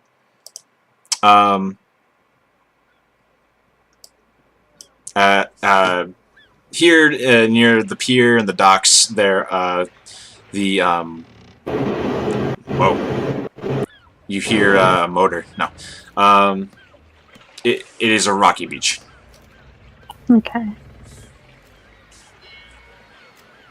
So, Hum probably would suggest to spend the night at the Blustery Brew because she knows the owner. I'll go with him. Okay, what's Zachariel doing?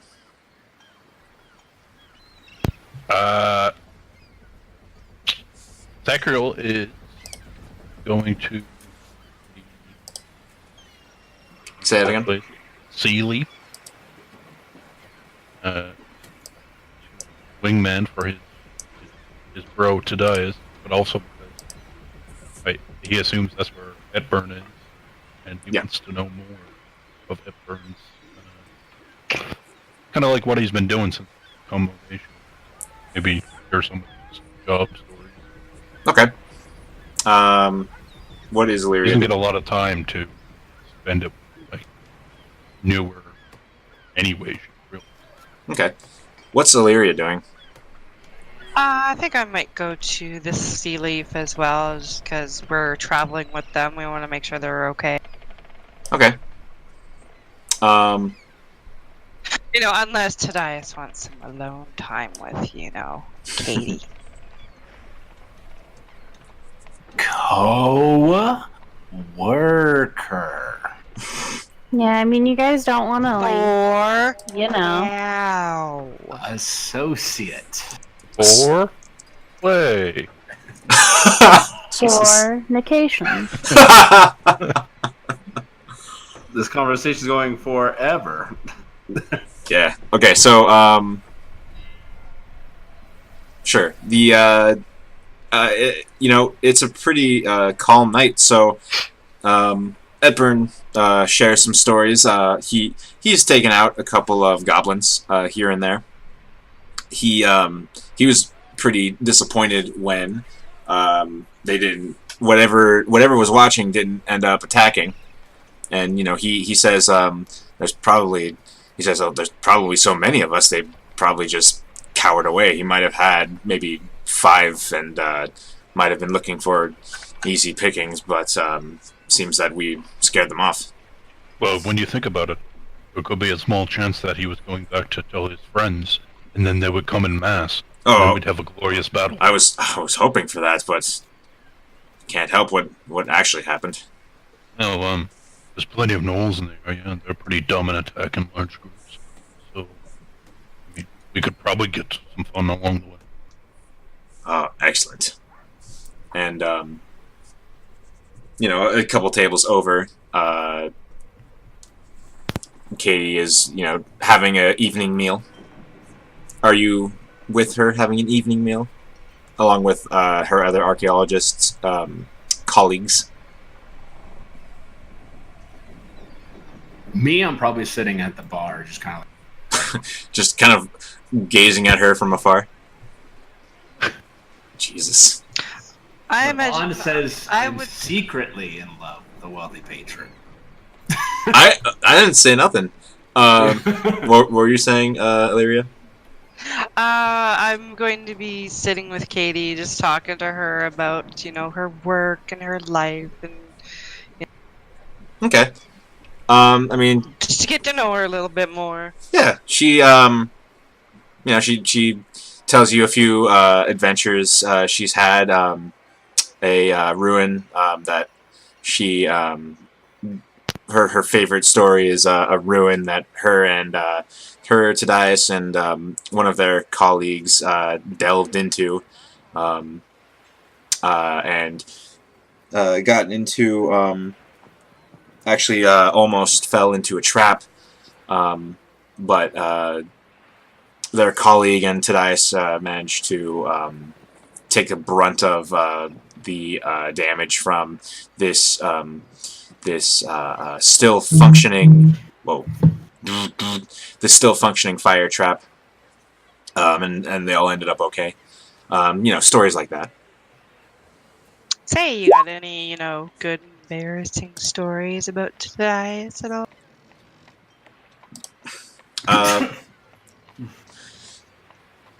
She says,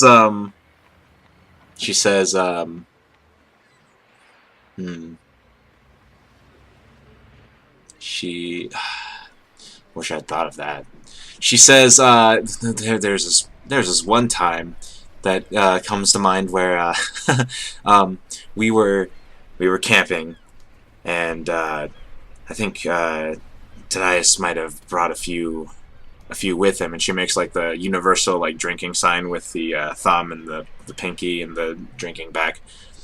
Oh yes. And he accidentally came into my tent. Ooh, and do tell. It was so funny because as soon as he heard my voice, he just zoomed out of there.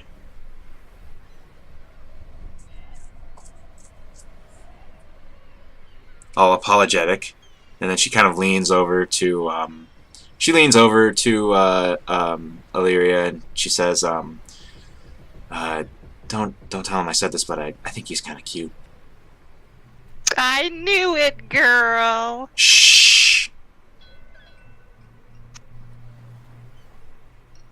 So the night sort of carries on like that. Meanwhile, at the Blustery Brew, man, I wish Kitties was here for this, but Hum and Norval, they introduce Norval introduces himself to Delia, and he's this kindly old halfling that kind of reminds you of Gizo, and cute.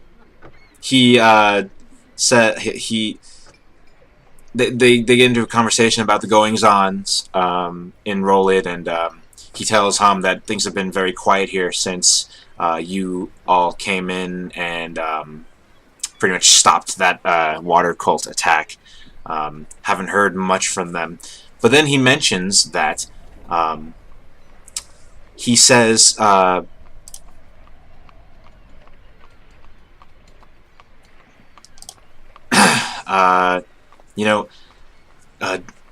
during the day I was out doing some shopping, getting some supplies for the kitchen, and I looked up and I thought I saw someone flying over the city, over the town.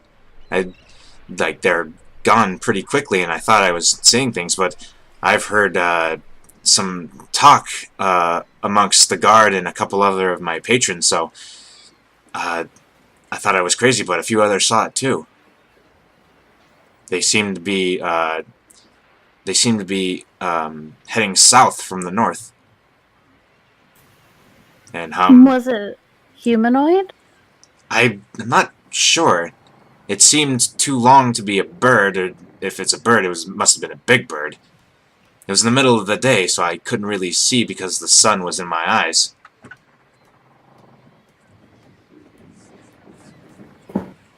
I see. What color was it? Do you know? It was a dark silhouette. I couldn't really discern any color. Oh, okay. So, the night kind of drags on. You guys do some drinking and some eating of, well-cooked food, and the night passes peacefully. Where's Zachary? I'm like a table across from you with the sea leaf. Yeah, sea leaf is a nicer, like it has nicer decor and it has nicer lodgings than. I imagine the conversation that myself and Edburn are having is not like something that is usually had in this atmosphere. Oh yeah, this is probably like a higher class thing, and we're talking about wanting to be ambushed by goblins. Yeah, Okay. you are getting a few looks, like, people are just kind of like, with this one woman is just like, oh, she's goes back to drinking her fucking something like that, like she pulls a fucking Obi-Wan. So uncivilized. I also show him my brown badge. Like, who, Edburn? yeah. Oh yeah, he made comment about it on the way to Roland. Absolutely, he's very impressed. He has aspirations to join you in that rank. So Yes, well, unfortunately, I may not be in this rank when you join me. he says, I mean, you know what I mean. I want to get there eventually. Yeah. I believe in you. Because I haven't seen you swing that sword yet. He says, he nods and he says, "Oh yes." So the night passes without incident. It is now the 21st of Myrtle. And by the way, that oh wait, never mind. Okay, should have made note of this, but on the 18th, it was a full moon. So when you're still in Forthstride, it was a full moon. But now it's the 21st and is a waning moon. Katie and her colleagues get packed up and get the cart and the horse, and she gets everyone gathered, and you guys start heading down the road. We are going to take a short 5-minute break. Short 5 minutes? Daddy. It's okay. Go ahead. Just correct people like, no. Spice Daddy. Spice Daddy. Oh my Back. God. Hello. All right. Cool. So, you guys head out of Rollid, and for the first time in this game, we start heading south along the coast road.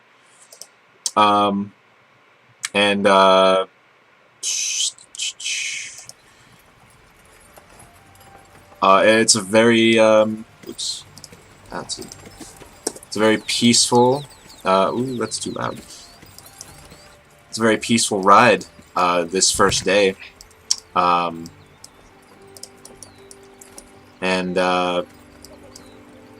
know, the day sort of just drags on. You get to here, and you know, with the fatigue of travel sets in, and you guys start to make camp for the night. You know, do you guys do watches? And tiny hut. And tiny hut. Okay, cool. I cook for everyone. You cook for everyone. What do you make? What supplies do they have in the cart? Or It's mostly rations. But you can say that you did a little shopping in Rollid for something delicious to cook before you set out. Now, the alchemy kit I can work on the road, right? Yes. Then I will make another oil. I'm probably a little cleaner this time, getting better at it. Okay.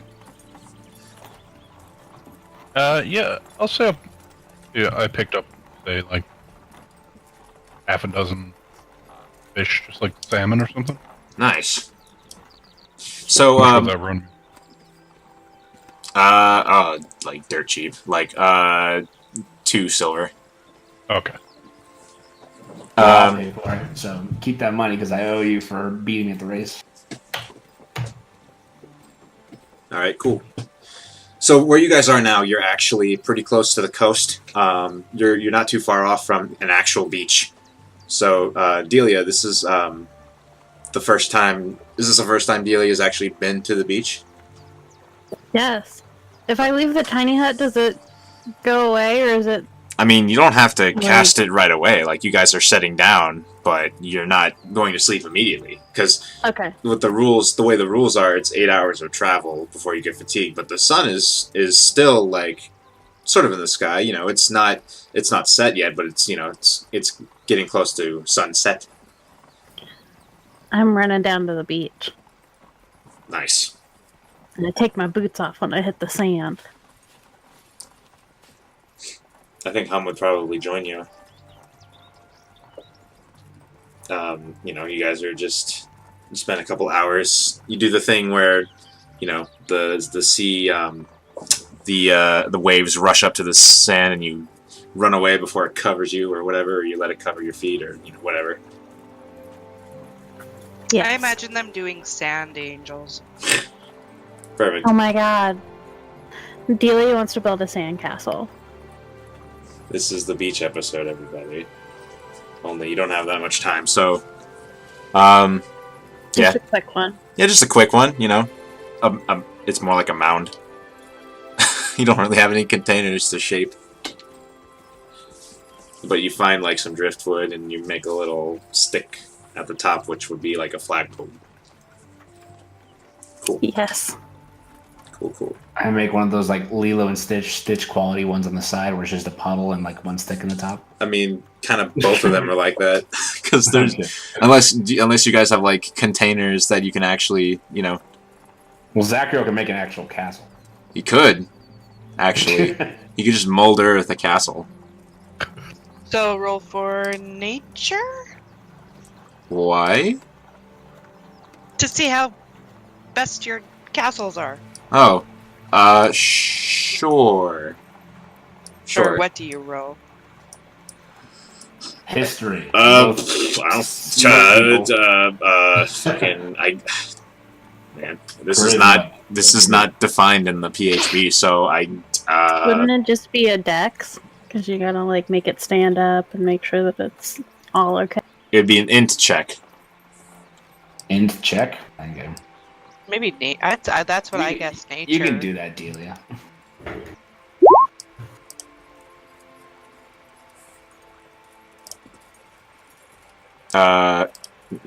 I mean, you know, it looks. If you roll over a 10, it looks good. If you roll over a 20, it's magnificent. Is what we'll say. Hey, What's up? when I bought spice and stuff, did I get any like aesthetics? Like, do I have like any lemon or anything like that? Like, are lemons in this area? I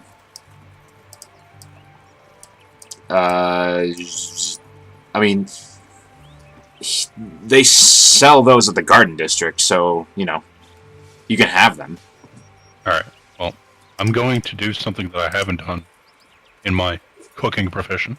And I dig a hole, Okay. and I set a flame.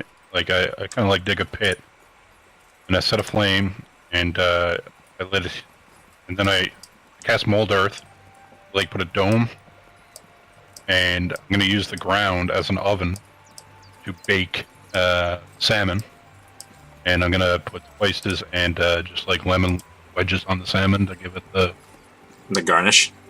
Yeah. Oh, that smells good. Cool.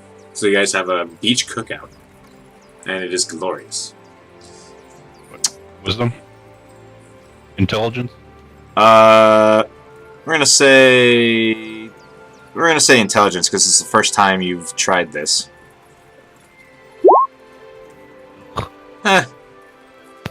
It's edible. It's edible, but it's not the best. Yeah, Yes. Spice. Got sand in it.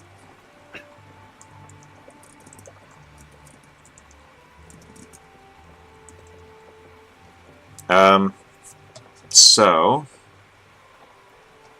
how the fuck do you spell that? Hold on.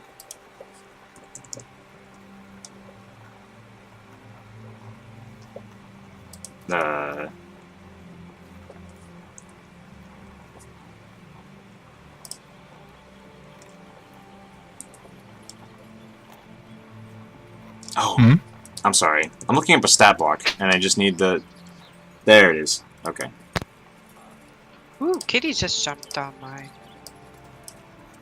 Oh, maybe she's here.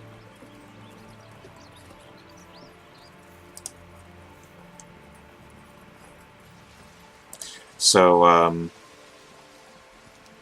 let me do a thing real quick.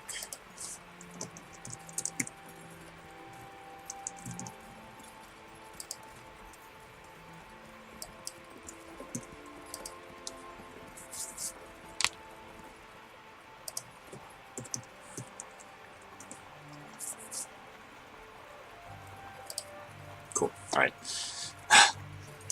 So, all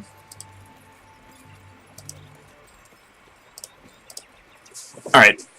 So night comes. What's your watches like? I'll take first. I'll take last. He'll get And you second. guys sleep in.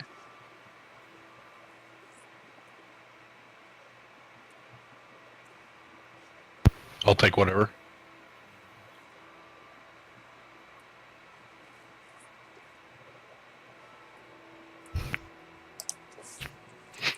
All right. So,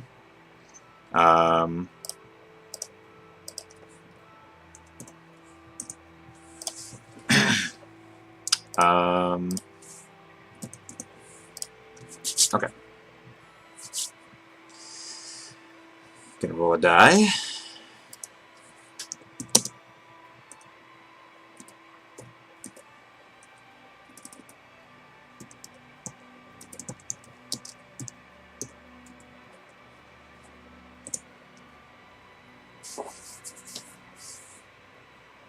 So, Zachariel, middle of the night, about 3 hours into the night,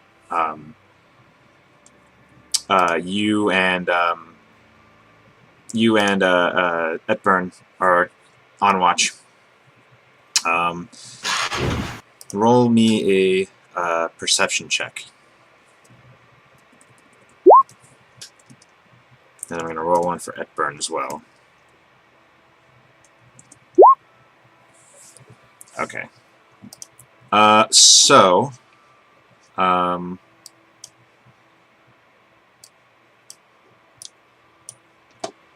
Where is everyone else on when you're not on watch and you're not in the tiny hut? Where are you?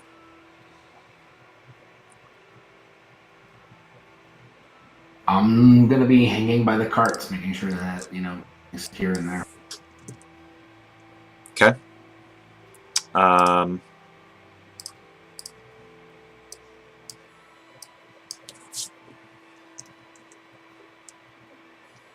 Well, this is during the night.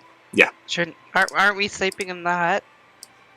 Well, there's not enough room in the hut. I think you guys figured that out because you're allowing Katie and her and the horse and her colleagues to sleep under it. Based on how I understand it, 3 things have to be out if we're counting Valora. Yeah. Okay. So I mean, yeah, you can be in the hut then. Yes. But you have to actually designate the creatures, I think. Yes, you do. You have to be inside it while you're casting it, and only those creatures can walk it. So I'm one of the ones outside, unless Zachariah stops me again. I mean, I see you watching the card, so that's good enough for me. But Zachariah's going to be outside watching roads and stuff. Okay. I imagine, if me and Etburn are on watch, like you said, we're doing split patrol around the encampment. So Okay. He's on one side, I'm on the other. All right. So the rest of us are inside the hut. Yeah. Okay. Oh God. I lost Zachariel. Did I just drown me? No, I lost your token. Where'd your fucking token go? Oh God. Okay. Well, now that's all cocked up and I have to fix it. Hold on.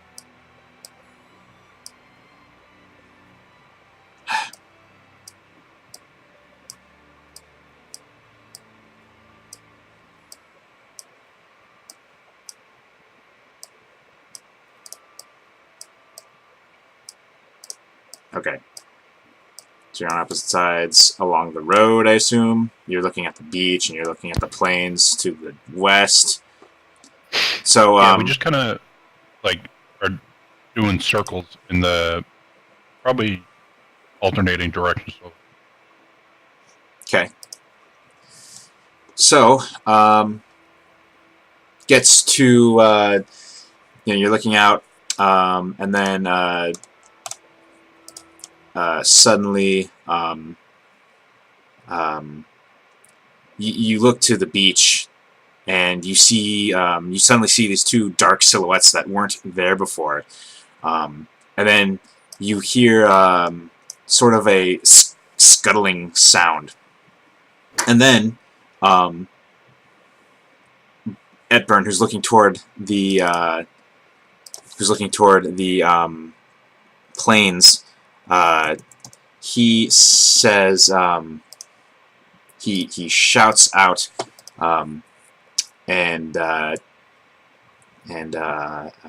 Music, and he says,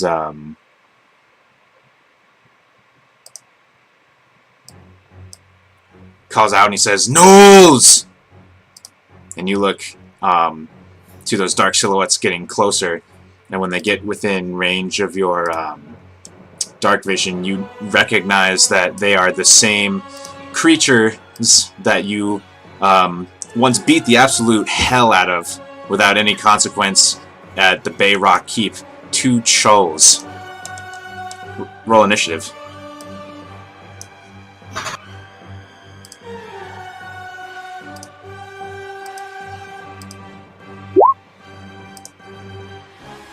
And this will be your last thing of the night.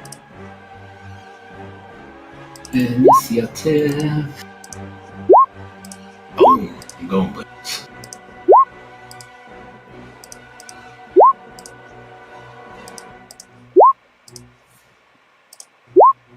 And, should we choose a token? Because I don't see my token. I think you're right here. I don't see. No, it's plain blank for me. Sorry, Plain- black. I see art in there. Interesting. I see nothing. I don't see anything either. Oh, Oh, there we go. you got it right. hold on. Oh, why is this... Oh. That's weird. Okay. Can you see your dude now? I can. Yes. Okay, cool. Go ahead and roll initiative. So, everyone who's still asleep in a tiny hut, you are still essentially unconscious. You're gonna have to be woken up. So let me... Sending... Are you...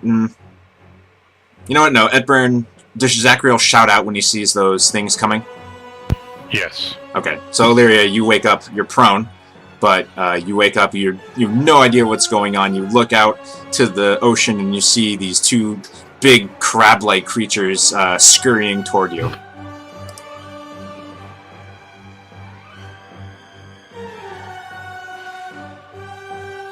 I just grab my bow quickly and I shoot. Alright, which one are you shooting? Imagine I see this one first. I'm gonna shoot at that one. Alright.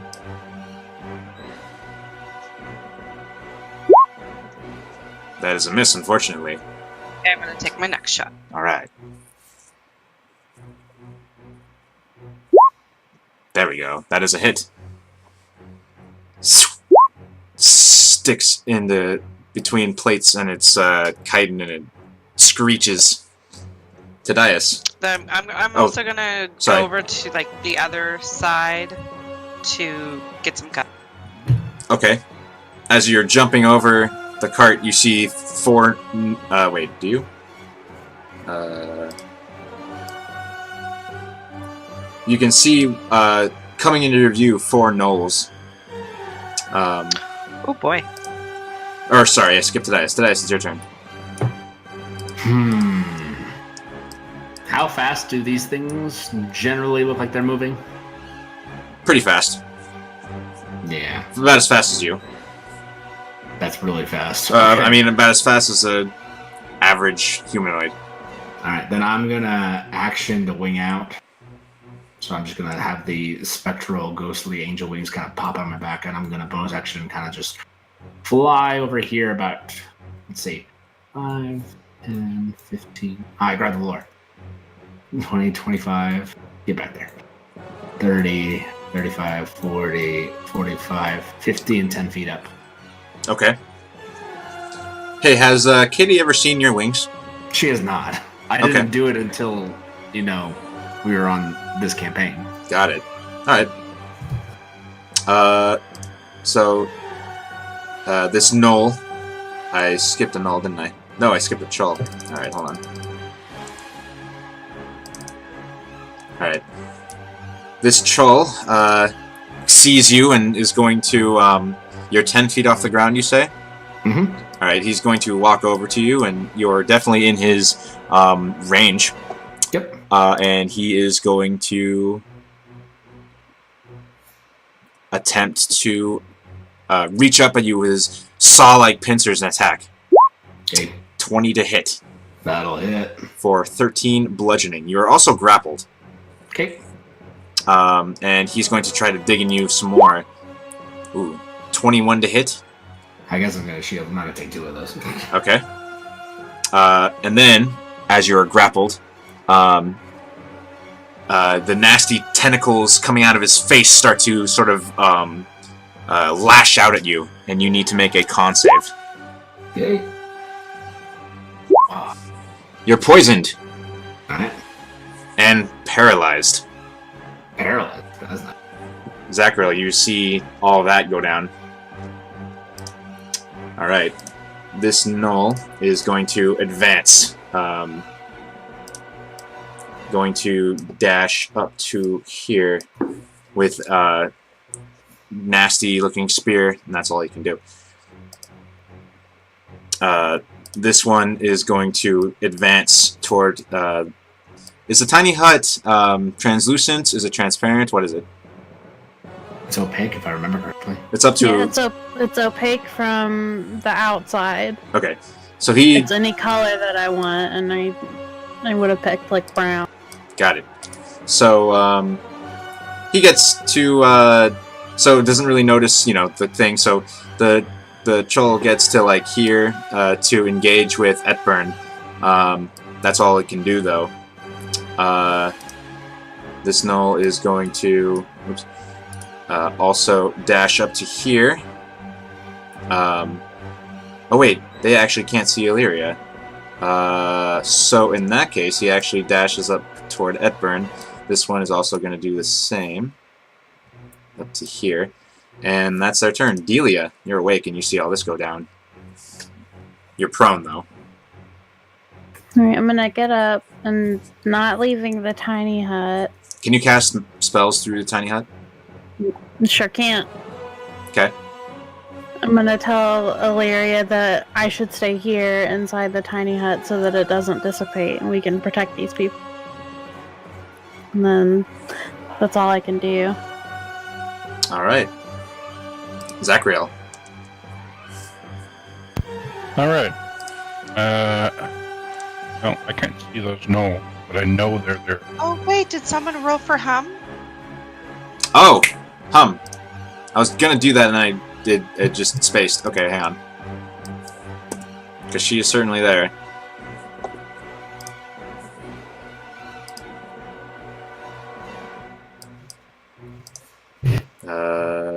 Oh, I think I just thought that Kitty's was here. Okay, well, she's going to act after Zachariel. Alright. So Zachariel, or, yeah, she's going to act after Zachariel. Zachariel, what are you doing? I,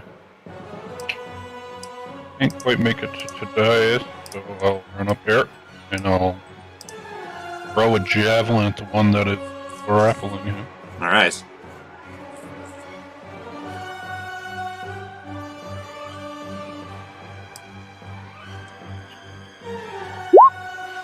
That is a miss. Alright. Multi-attack? What? Multi-attack? Oh, that's right, I bought more javelins, so I actually can. Oh, that's missing it. Alright.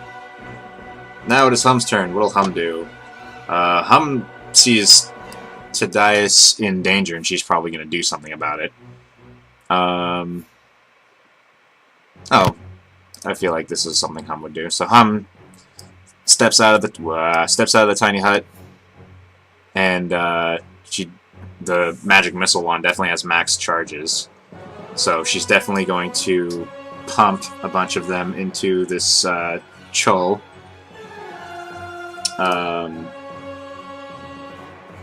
So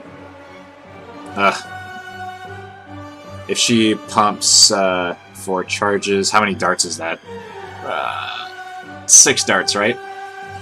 What level? 4 charges, so 4th level. 4th level is 3 above first, so it's 3 plus 3, yeah, 6. Alright. So, yep.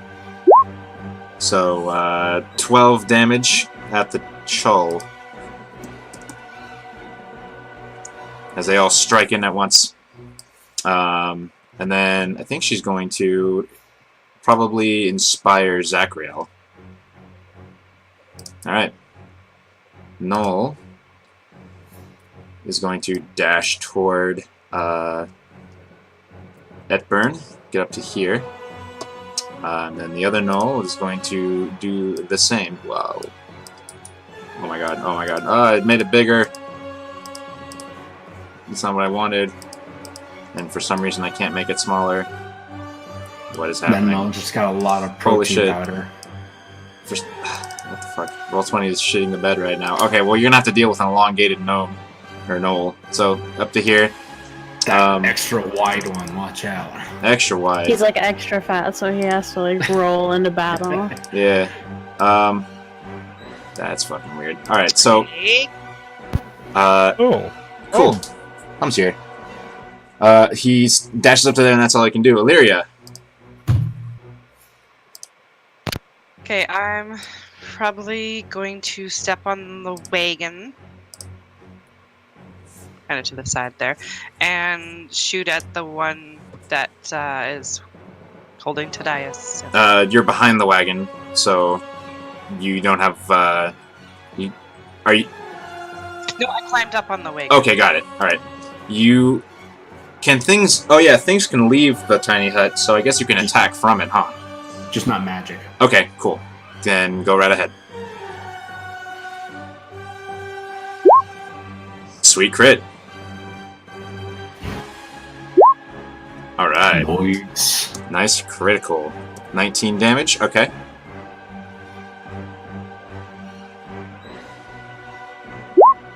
Also a hit. As it's... Jesus. Just as much as the crit. So, Tadias, this thing is starting to... you see, like, blood start to just pour out of it with your dark vision, as it is kind of dark right now. And it is your turn, and is there a way to get out of this? I'm not doing Oh, okay, you can repeat the saving throw at the end of your turns. Okay, so I spend my turn being and I'll You save. whoop. You're no longer paralyzed. However, it is its turn next. Unfortunate initiative. So he is going to keep trying to pretty much eat you. He may try. Fortunately, he doesn't auto-crit if he hits. 15. That miss. Alright. Then he tries to... You're just kind of like holding his pincers open. He's going to try again. This one's an 18. Let's do another shield. I don't like getting hit by this guy right now. Okay. And he is going to attempt to make you paralyzed again. So roll con save. Okay, and I'm rolling that with disadvantage because I'm poisoned, right? You're not poisoned anymore. Oh, it was the poison I did. Gotcha. Yeah, it's a poisoned, and you're still... Oh, I'm poisoned again. You're poisoned again, and you kind of just go slack-jawed again. Alright. C'est la vie. C'est la vie. This knoll is going to go up to Etburn and attack. What is happening? Oh god. Okay, so Roll20 is shitting the bed for me. So he goes up to Etburn and is going to attack with a spear. Just tries to jam it into him. Rolls an 8, misses. Alright, Troll is going to go after Etburn. Probably will have better luck. 13 actually misses. And you see Etburn with his greatsword just like parrying left and right. Even with the flanking bonus. What's up? You don't have Etburn on the initiative. I don't know if you, and I don't Oh know. shit! I actually need to roll for him. Okay, well I'm gonna have him take a few swings and then I'll put him in at 10. Okay.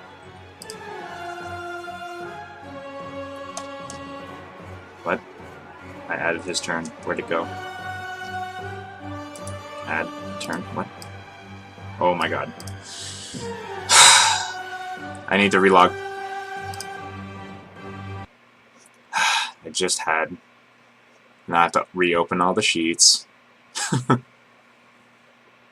see him. He's there. No. It's doing a thing where like it's not actually selecting. Like I click. If I click like a part of the grid, it takes me or it clicks to a different part of the grid. Yeah. Yeah, it's stupid and dumb, and I hate when Roll20 does this. And I need to restart the music. Okay. Ah. Everything's right again. Add turn. I was there twice. His turn keeps disappearing for me. Oh, there he is. Okay. I just took somebody off the initiative tracker I didn't mean to. No, that was the second Edburn. Okay, good. Alright. Holy shit. Okay, he's gonna take a few swings at the null real quick. With the guard stuff. Wait. What's up? What's up? Who's... No, you took Delia off. God damn it. No, she's there. She just doesn't have her name there. Oh, I know why. So for me, I feel like something is barely wrong for me. Yeah. But, I mean, well, okay. Anyway, he's gonna take a few swings. As soon as I get the stupid thing up.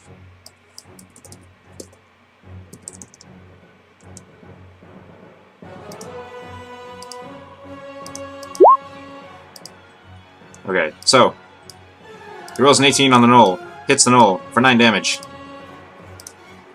Then he misses. Cholo is going to attempt to attack him as soon as I get the sheet up. It like chugs along and then it just kind of like dies. Ugh. Okay.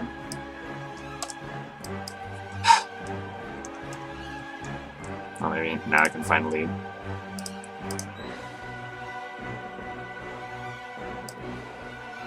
There we go.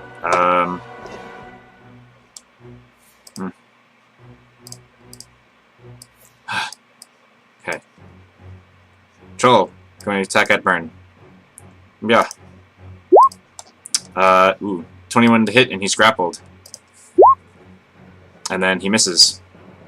And then he tries to paralyze Edburn.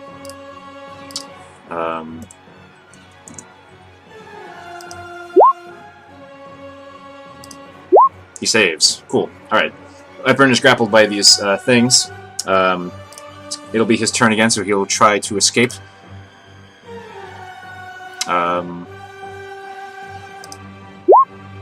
And he succeeds and hops down. And just kind of like walks over here, taking an attack of opportunity from the knoll.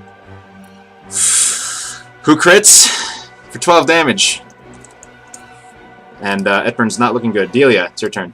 Are you still doing nothing? oh god. Do you have to? Do you have to stay in there for it to stay up? I thought you could I leave. do. I don't remember it saying that, but okay. It says the spell ends if you leave its area. Okay. I mean, you can cast it again, can't you? It's a ritual. She can, but not in I initiative don't time. want them to get Once she Hurt. leaves, all these guys will see us. Yeah, but she can kill every one of those gnolls and pretty much down that shoal if she gets one fireball off. Then we only got one guy. So Delia's gonna see Etburn kind of in trouble. And she's gonna turn to all the other people and tell them to hide in the wagon.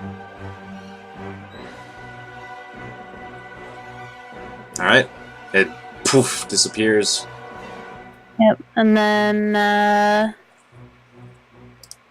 I will throw a fireball over here.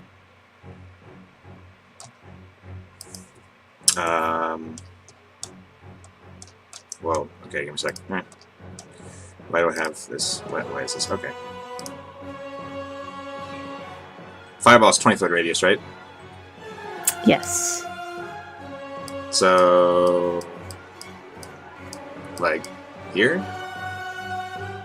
Can I get all of them in there? Yeah, that's a large creature. As long Yeah. as it hits- Yeah, you could. Yeah. Let's do that. Let's All get right. all of them. Hut all of them. So go ahead and roll me the damage. All right. So the gnolls. Dex saves. Fail. Fail. Fail. Fail. All right. So, they're all dead as you just torch them. And then Chol has to roll. He fails too, so he takes... how much is that? 28 fire damage. And steam starts to rise from his body as he's cooked. And then partly. I'll tap my staff on the ground and do Blade Ward. Alright. That's my bonus action. Excellent. Hum. Hi, Hum. Hi. So Hum's gonna shoot at this, whatever this bug is right here. This Chol. Let me give you the handout again, just for fun. He's trying to do hentai things with me. Please save me.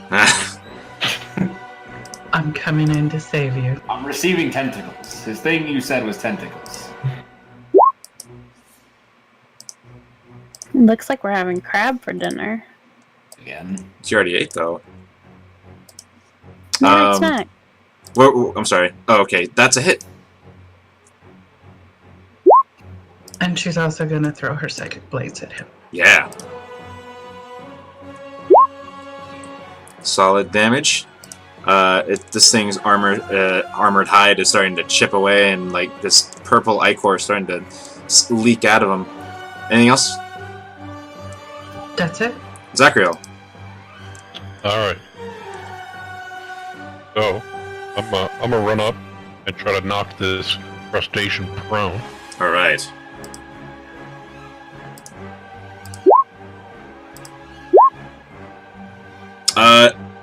Meat, roll off again. Alright. Ugh. Alright, he rolled an 11. So he goes... Oh boy! He goes prone. Alright, I watched Tadias fling around. Yeah.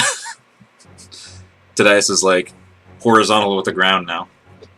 I'll, since he's prone, I guess he's kind of like on his back, so I assume like the underbelly of this creature is a little softer. A little softer. Take the shovel and start trying to crack into it. Yeah. With those spiked edges, that's a hit. For 11 damage, solid. What is Ooh. Roll that in bones. Oh. There's the money. That's a sad crit. But Huh? I will make that a goading attack. So Alright. he has to make me a wisdom save. What's your And DC? it's DC 15. He meets. But go ahead and roll the superiority. Yeah. Ugh. That's a sad crit. So what is that? 9, 5, that's 15 damage? Okay. Yeah. He's not looking good at all. Alright. And for goading, he has... No, he saved. Because he Oh, meets. he's safe. Never. Yeah. Illyria. Okay, so I'm seeing all of you guys on this one now. So you guys got him. I'm gonna focus on the one that's attacking Hepburn there. I'm gonna cast Hunter's Mark first. Yeah.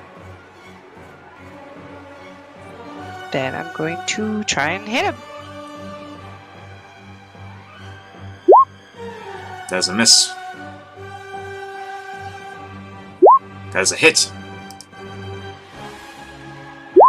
For 11 piercing, plus that d6.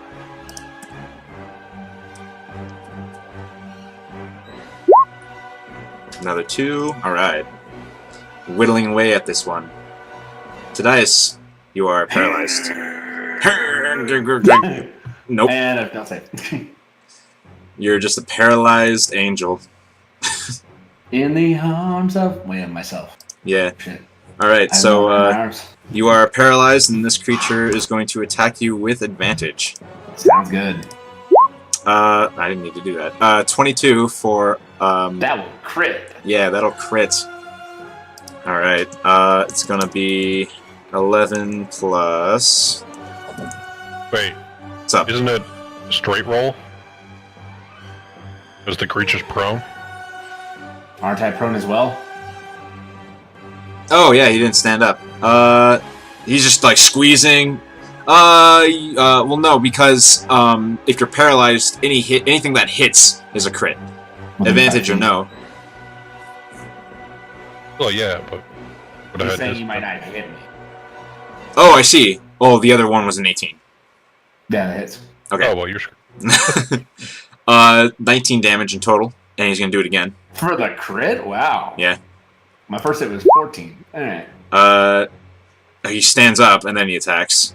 For 24 to hit. Hit. Holy shit. The camera is like not picking things up. That's unfortunate. Yeah. Alright, this is going to be relogged. Alright, so altogether you take 21 damage. Still up, surprisingly.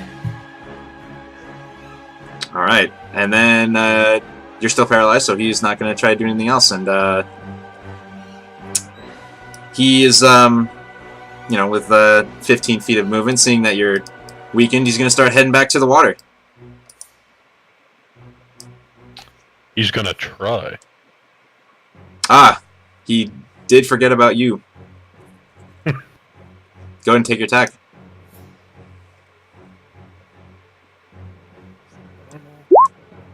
Oh. That is Oh a wait, miss. I have a bardic inspiration. You do. Oh, It that's not gonna Did help. not help you. Nope. Alright. Edburn, all alone with this troll. Is going to attack him.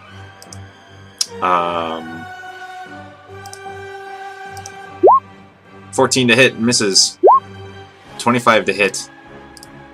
For 10 bludgeoning, and you see he's just like, at first he's having the time of his life, and now he's like, I don't like this too much, as he is lifted up into the air. And then he needs to make a con saving throw.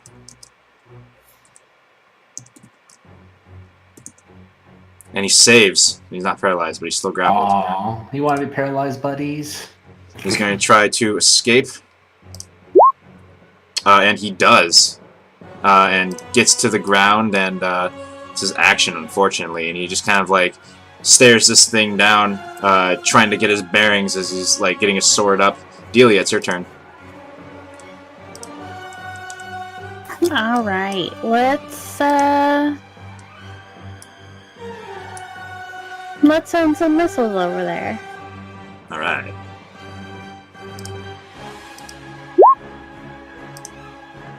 Okay, what level did you cast this at? 2. Okay.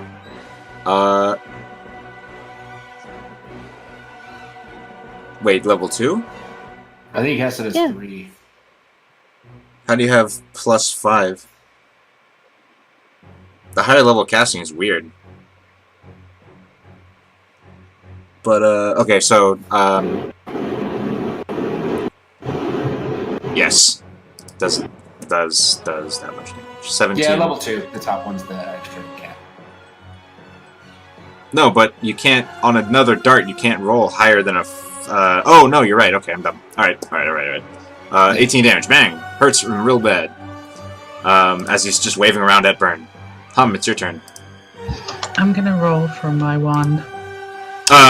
You have, 3 charges left. Okie dokie. I'm gonna send 2 charges at this troll that's trying to escape with Tadias. Alright.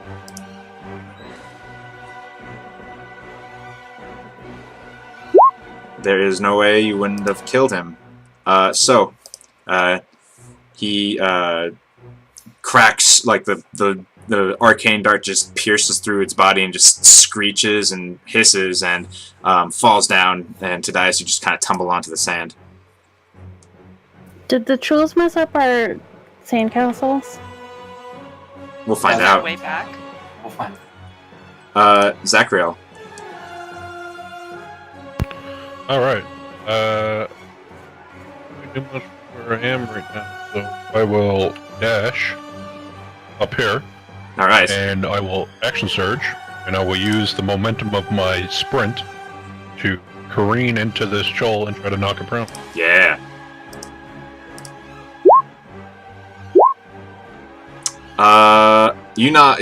He is not seeing it coming, and you just slam into him, and he just falls super prone. And I will go for his claw that has Etburn trapped inside. Alright. That's a hit. For 11. That one, unfortunately, is a miss. Yep. As you cut into the thing, and it's kind of you know what? He drops Etburn. Etburn tumbles to the ground, and then it kind of squirms around, and you just miss it. Illyria, Okay, I'm gonna hopefully try and finish him off. you have a disadvantage because he's prone.